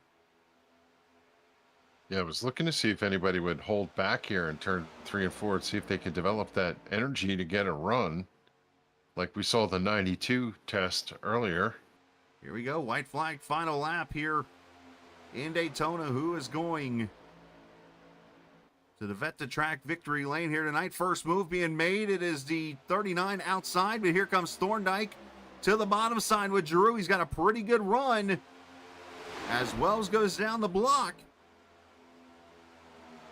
Yeah, 2 cars on the bottom. They need to get nose to tail, and hopefully the shorter path around is going to serve the answer over in turn 3 and 4. Is top 4 nose to tail heading into turn 3, high into banking. The 39 pulls down. What's the 12 going to do? He's going to side draft the 3. He pulls down. Going to be a drag race as they come to the finish. The round 1 Daytona goes to Joe Wells. He and Gilbert dominate and get a 1-2. Yeah, for Gilbert, I think they would have lost momentum if he pulled out. He decided the best play was to stay behind Joe Wells, and that netted him a 2nd place finish. And you gotta give kudos to those drivers in the back. They were trying to get the win. They pulled down. They made the move, and they just could not overcome the momentum of the 3 and the 2. Second pack just wadded up across the line. As Roger Rios Matias finishes 9th, Likens 10th, Bowen 11th. As Scott Wise and others junk it over on the front straightaway coming to the line. But for Joe Wells, 33's out of gas. Wells is where you're helping him out. And, oh, this is interesting. We might have a Harry Gant 1991 happening here. As Roaldi has actually not finished this race yet, and he's over here pushing him. Yeah, that's cool. The old Harry Gant Rick Mast move. For those who don't know that whole story, go watch the Talladega race. Basically, Rick Mast's a lap down in the race, and he goes and sits right behind Harry Gant, who's leading, and basically purposely sits behind him to the white flag lap and basically pushes him to the finish as he runs out of gas. Now they have a rule, right? That you can't do that. But teamwork makes the dream work. As the Forte Vivid number 3 car gets his second win of the season, but also,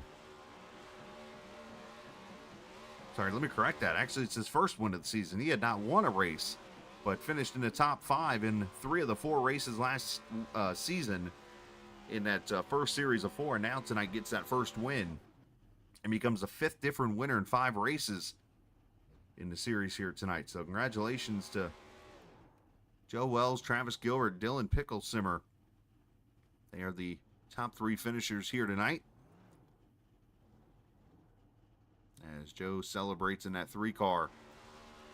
And there goes Bill Francis grass. As we look at the results, Wells wins at Gilbert second, Picklesimmer third, Shane Ward, Jim Thorndike at top 5. Giroux finishes 6th, Darrell Johnson 7th, Andrew Moore Jr. finishes 8th, Roger Rios Matias in the 9th position, and 10th goes to Al Likens, 11th to Jacob Bowen, 12th Rashawn Elliott, Scott Wise 13th, Dusty White 14th, and Eddie Rowaldi finishing in the 15th position, ended up being the last car on the lead lap. 16th goes to Stephen Melnick, Darren Max 17th, Brian Wilson 18th, AJ Condon 19th, and Jason Branch 20th. Pete Bellini 21st, James Hudson 22nd, Tim Shiflett 23rd, Derek Jacobs 24th, and Tommy Rogers in the 25th position. Andrew Schroeder 26th, and Brian Hayes ended up off the track in 27th in a race that only seen 1 caution in the evening. So definitely some great racing from everybody, and definitely well deserved on Joe's part. Appreciate again all the viewers for hanging out this evening, and we're going to talk to the top 3 drivers in the races. Lauren always has them all organized right up here at the top, ready to go. And we'll start with 3rd place. I was going to do it out of 4, but he had to touch the bottom. Worst I was going to finish was 3rd.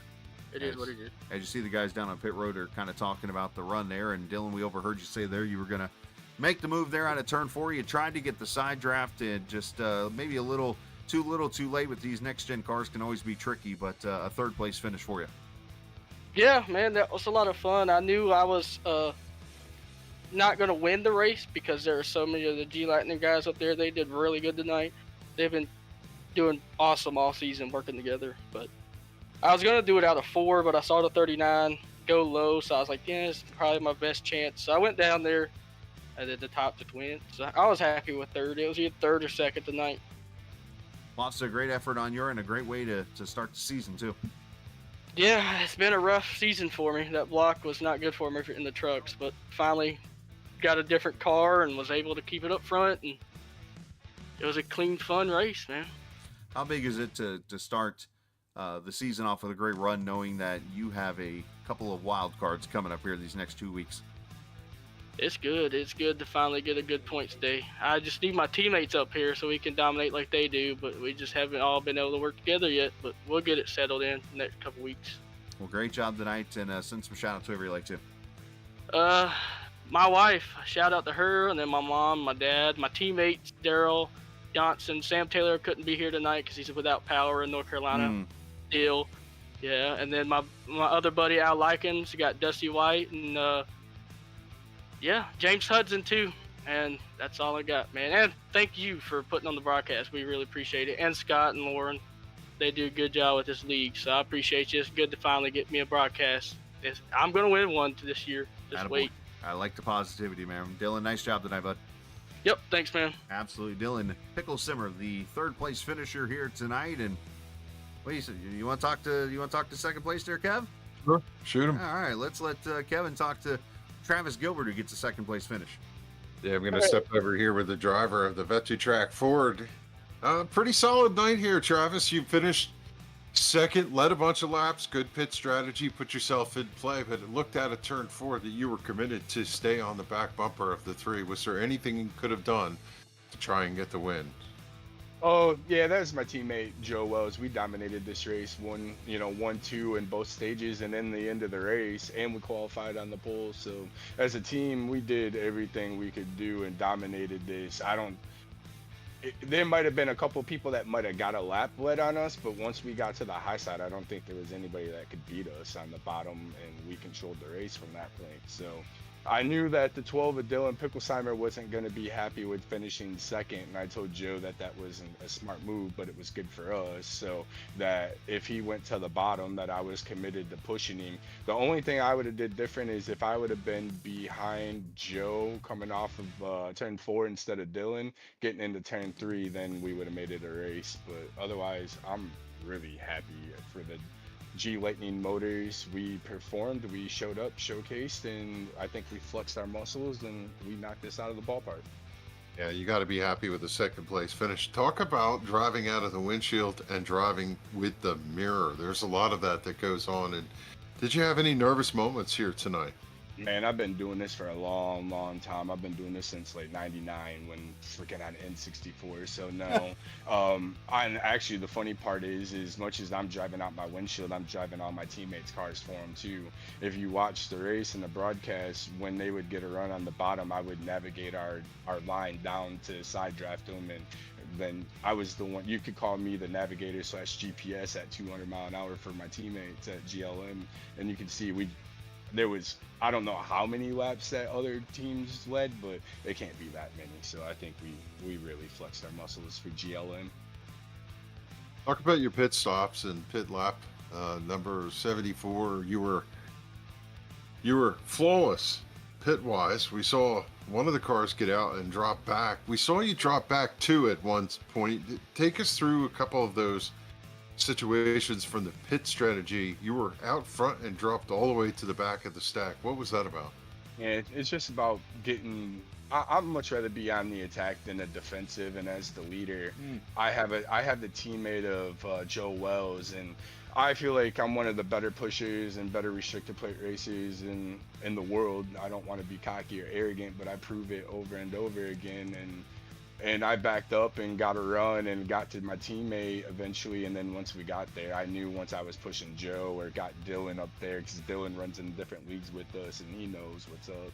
I feel like we were in a catbird seat, and I'm happy pushing teammates to wins. I go run for championships in other leagues, and I'm competitive at other tracks other than super speedway. So I'm happy to be a good teammate and earn good karma in the bank. Yeah, it feels like confidence helps you to get the results at this type of racetrack. Anybody want to give a shout out to you, Travis? Yeah, man, the G Lightning motors, Joe, Krishan, everybody over there. Eddie helped us. He did a great job. With that, you see the Vet to Track on the side of this car. My buddy Jim Whittam started up Vet to Track, and they're a league sponsor and also Vet to Track, Victory Lane. So glad that we could get a GLM Motors into Victory Lane, Vet to Track Victory Lane. So awesome for that. You guys over here, it's a different. I'm not used to racing on Tuesdays. That's usually my practice for my Wednesday week that I run for a championship. So it's been nice coming over here and doing this Captain Esports Network, going back and watching the broadcast. I really appreciate you guys. I think this is the first time I've heard you guys have 2 duels now. Yeah, just a one night thing, basically. Well, it's a lot for one person to take on during the broadcast and keep up with everything and make it entertaining. So I look forward to going back to the broadcast, and I think it's going to be entertaining. So with that being said, Terry Tweet, my buddy Terry, he had bladder cancer. Really, really grateful to God that he was able to get a successful surgery and his chemo didn't have to do chemo anymore. So my mom, my wife, my kids. So I appreciate you guys. The league, NASCAR VR, Lauren and Scott. I know it's a long interview, so appreciate you guys. Go check out vettotrack.org and go support a veteran, and hope to see you guys soon. There you go, Travis Gilbert. Second place finish here at Daytona, and now we'll turn it over to Chris, who's caught up with your winner, Joe Wells. Yeah, Joe Wells obviously celebrating a victory here tonight. Of course, great teamwork As let's get him here and him here as Joe celebrates. Hello there. Hello there. As he goes to victory lane here tonight. Joe, congratulations on the win. Obviously, great teamwork with you and Travis as you were able to finally get that win that you hadn't gotten yet. Yes, sir. It's so good to be up here in the booth with you as a P1 driver again, man. I appreciate it. It's, man, Travis is a hell of a teammate there. Well, I tell you what, you guys seem to have this front figured out. I mean, tonight you guys did a great job. You led, the most laps by far tonight, but the team just being able to stay up front there in a race that, can easily get you mixed up and find yourself out of, that front couple of cars. But you guys are able to maintain and just continue to show that when it comes to the draft, no matter what it is, a truck, a car, a mini stock, it doesn't matter. You guys find your way to the front and stay there. Yeah, man, it really helps just being able to communicate with your teammates. I think all of us here on G Lightning Motors have had opportunity to race with each other for quite some time, and that's allowed us to really understand each other's tendencies and make runs to the front. I know the initial run that got Travis to P1 and me P2 in the first stage was really just a good communication. There's a checkup that we saw, and we immediately all just said go high and ran for it. So it worked out perfectly. Our strategy and keeping that outside as well was really critical. With the aero package on these cars here, when you're running the outside and there's a little bit of a run coming on the inside, you just got to move down half lane in the turns and they can't get by us. So with Travis kind of coaching me through that and pushing me there, it ended up working out perfectly for both stages and the race win. Talk about how big it is to kick off a season with a win. I know, like last season, you top 5 the first 3 races before things happened at Talladega at the end. But to come out here to win and knowing that next week we're going to confuse every oval driver and people are going to think we're going backwards or something at Monza. Yeah, right. But to get the win and to have the points lead and knowing that the next 2 weeks are going to be wild before we go back to I think it's Talladega finishing now, if I remember correctly. But obviously a good way to start knowing what's coming. Yeah, man, absolutely. I think with the next 2 races, being hectic as it is, kind of giving myself, I don't want to call it a cushion because, each block resets, and I'm sure Travis is, I heard in the interview, apparently he's coming for it. So, it's good to have a little bit of a cushion there. Again, bigger picture. This is a long 24 race season. So it's really good just to get those points now. Try to navigate the next 2 races and be careful there and try to keep my nose clean because, like you said, Dega last time around didn't go too well. Didn't feel too good to win a championship but not win a race. So I'm glad I'm kind of putting myself in the right position here, especially considering I hate the next gen car. So. Yeah, I was going to say, I think I've only heard one person ever say they like the next-gen car, and that's your teammate. Literally a little bit is that Travis? That. Yeah, it was Travis. Might be the only one I've ever heard say they like this car. But needless to say, man, great job tonight. Congratulations on the win, and send some shout-outs over like too. Yeah, man, got quite a few shout-outs here. I've forgotten a few over the past few weeks, so please bear with me as I have a little bit of a list here. But I know I got some beautiful people watching, so... everybody at G Lightning Motors, I appreciate all of you guys, especially the guys here that are racing in the league specifically. Krishan, Brady, Travis, Eddie, AJ, Kaiser even. Really appreciate you. Shane as well, man. Shane's a pivotal part of G Lightning Motors, so it's really good to have him on the team. I believe he also finished with the top 5, so it's phenomenal to see him out there. Big shout out to Front Stretch and frontstretch.com, obviously. Big shout out to Derek over at Front Stretch. A lot of the cool stuff I'm getting to do right now in life is because of them. So I'm very thankful to have those guys on my side. Big shout out to my buddy Jake Allen watching. Shout out DJ, Tom. I got another guy named Joe watching even. Shout out my one of my best friends, Gio. And then it was just phenomenal to be able to have Forte Racing on the car this week. I've gotten to travel Forte Racing quite a bit over the course of the past 8-9 months to a variety of IMSA races, and having them and their support has been nothing short of amazing. So really thankful for those guys. And then of course, to wrap it all up, Vivid EV, really thankful for those guys, having them on board as well, and sponsoring the pole award. And then lastly, sorry, I know I'm going on a tangent. Okay. But shout out to you in the booth, Chris, for everything that you do every week.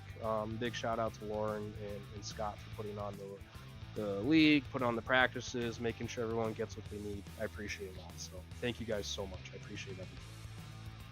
Great job tonight. And last question, I do have to ask this before you go away. Did you make the numbers big enough on your team cars? Yeah, I have a bad habit of doing that. I do understand that. But for me, again, I don't like the next gen cars. I think with like just the other cars, Xfinity trucks, you kind of have that quote unquote traditional number placement. Works to my benefit there, but yeah, they were a little bit on the larger side this evening. Yeah, I don't see any rules in the league that says that the numbers have to be front side of the car. But you can slide it back to the middle. Shit, you know what? Just because of that, I think next week we're gonna go ahead and throw the 3 in the back of the car like they did that All-Star race. You're going K&N now. You're gonna run the Harrison Burton Tex car. There you go. Just for you, Chris. Oh, jeez. All right. Well, we're going to confuse me even more here. It's already bad enough we're going to be turning right the whole time. Now you're going to put the number in the back of the car. Even more of a reason to do it, man. I think we just got to confuse everybody watching. Just make sure you put it on the top of the car the right way, please. Oh, yeah, I will. I'll flip it around for next week. Attaboy. Good job, Joe. All right, man. Appreciate you. Raise hell, praise Dale, guys. Yes, sir. Joe Wells, the winner here tonight. Congratulations to him as he goes to victory lane here at the Daytona International Speedway, getting his first win here of the season. As we take a look at the point standings, of course, they run the old NASCAR points format, so you're going to see the old 174 for Joe Wells. He leads by 7 over Travis Gilbert, and of course, that's with stage points. He led 68 of 100 laps.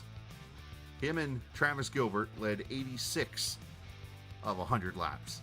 That is called domination, where I come from those two guys right there. So, Pickle-Stimmer leading 5, Giroux led 1, Thorndike led 3, Rowaldi led 1, Branch led 1. So that's 3 out of 4 of the G Lightning cars leading laps here this evening. But what a great race it was. Congratulations to those guys on the win, and they're off to a pretty good of a head start going to the Monza right-hand turns next week. Now note, again, I've said it a few times here, right-hand turns. So they're going to run the traditional old Monza oval. And when I say traditional, that's actually the way they used to run it back in the day, was to the right. So going to be interesting. But Kevin, man, I appreciate you coming and joining us. I know we were working on some side stuff and things like that, but to hear you want to jump on board and hang out tonight, that was cool. Yeah, had a blast. Thanks for the guest seat. Yeah, you're never a guest in my home, buddy. This is my mi casa, tu casa. I appreciate that. Had a blast. All right, buddy. Appreciate it, man. As Kevin England, appreciate him as mentioned. Thank you, viewers, for hanging out here tonight. And of course, our conversation, by the way, with our winner here tonight was from Vet to Track Victory Lane. So big shout out to Vet to Track. Again, Travis Gilbert talking about what those guys do, and they do so much to help out veterans and getting them out there riding on motorcycles and so much more, and on a specialized track and just different things. So appreciate what Vet to Track does, and make sure you show your support for those guys. But let's take a look over here and who gained the most positions tonight. I see plus 16, Dylan Pickle-Simmer, it looks like tonight. Your Superior Template Hard Charger Award, finishing 3rd after starting 19th tonight. So congratulations to Dylan and being the Hard Charger here this evening. Also, big shout out to our, of course, stage winners in the Wise Guy iRacing Graphics Stage Award, and of course Vivid EV for what they do for the Pole Award. So next week again, it's Monza. We hope to see you at 8:15 Eastern Time as we go racing from Italy. And then tomorrow night we're back at it for some league racing from somewhere. So hopefully you can come join us for that.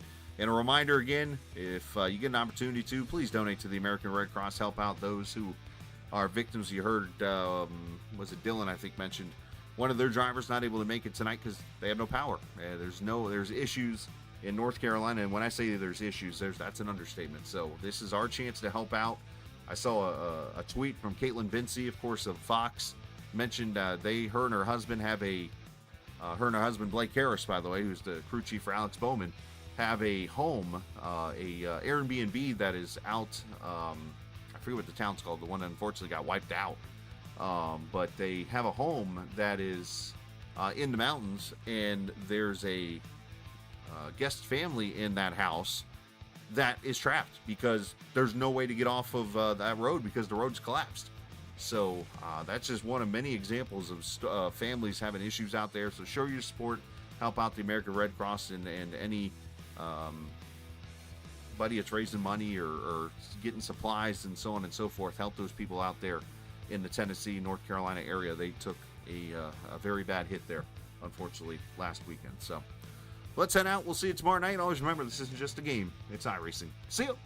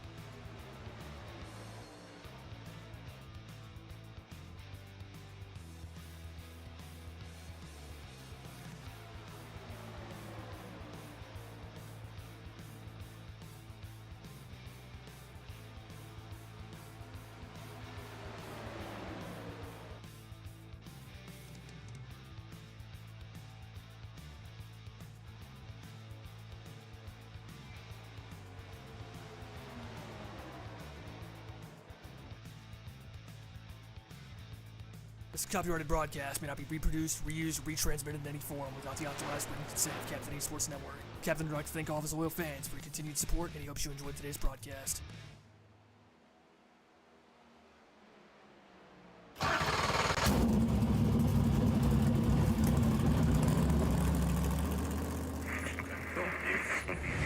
following is a special presentation.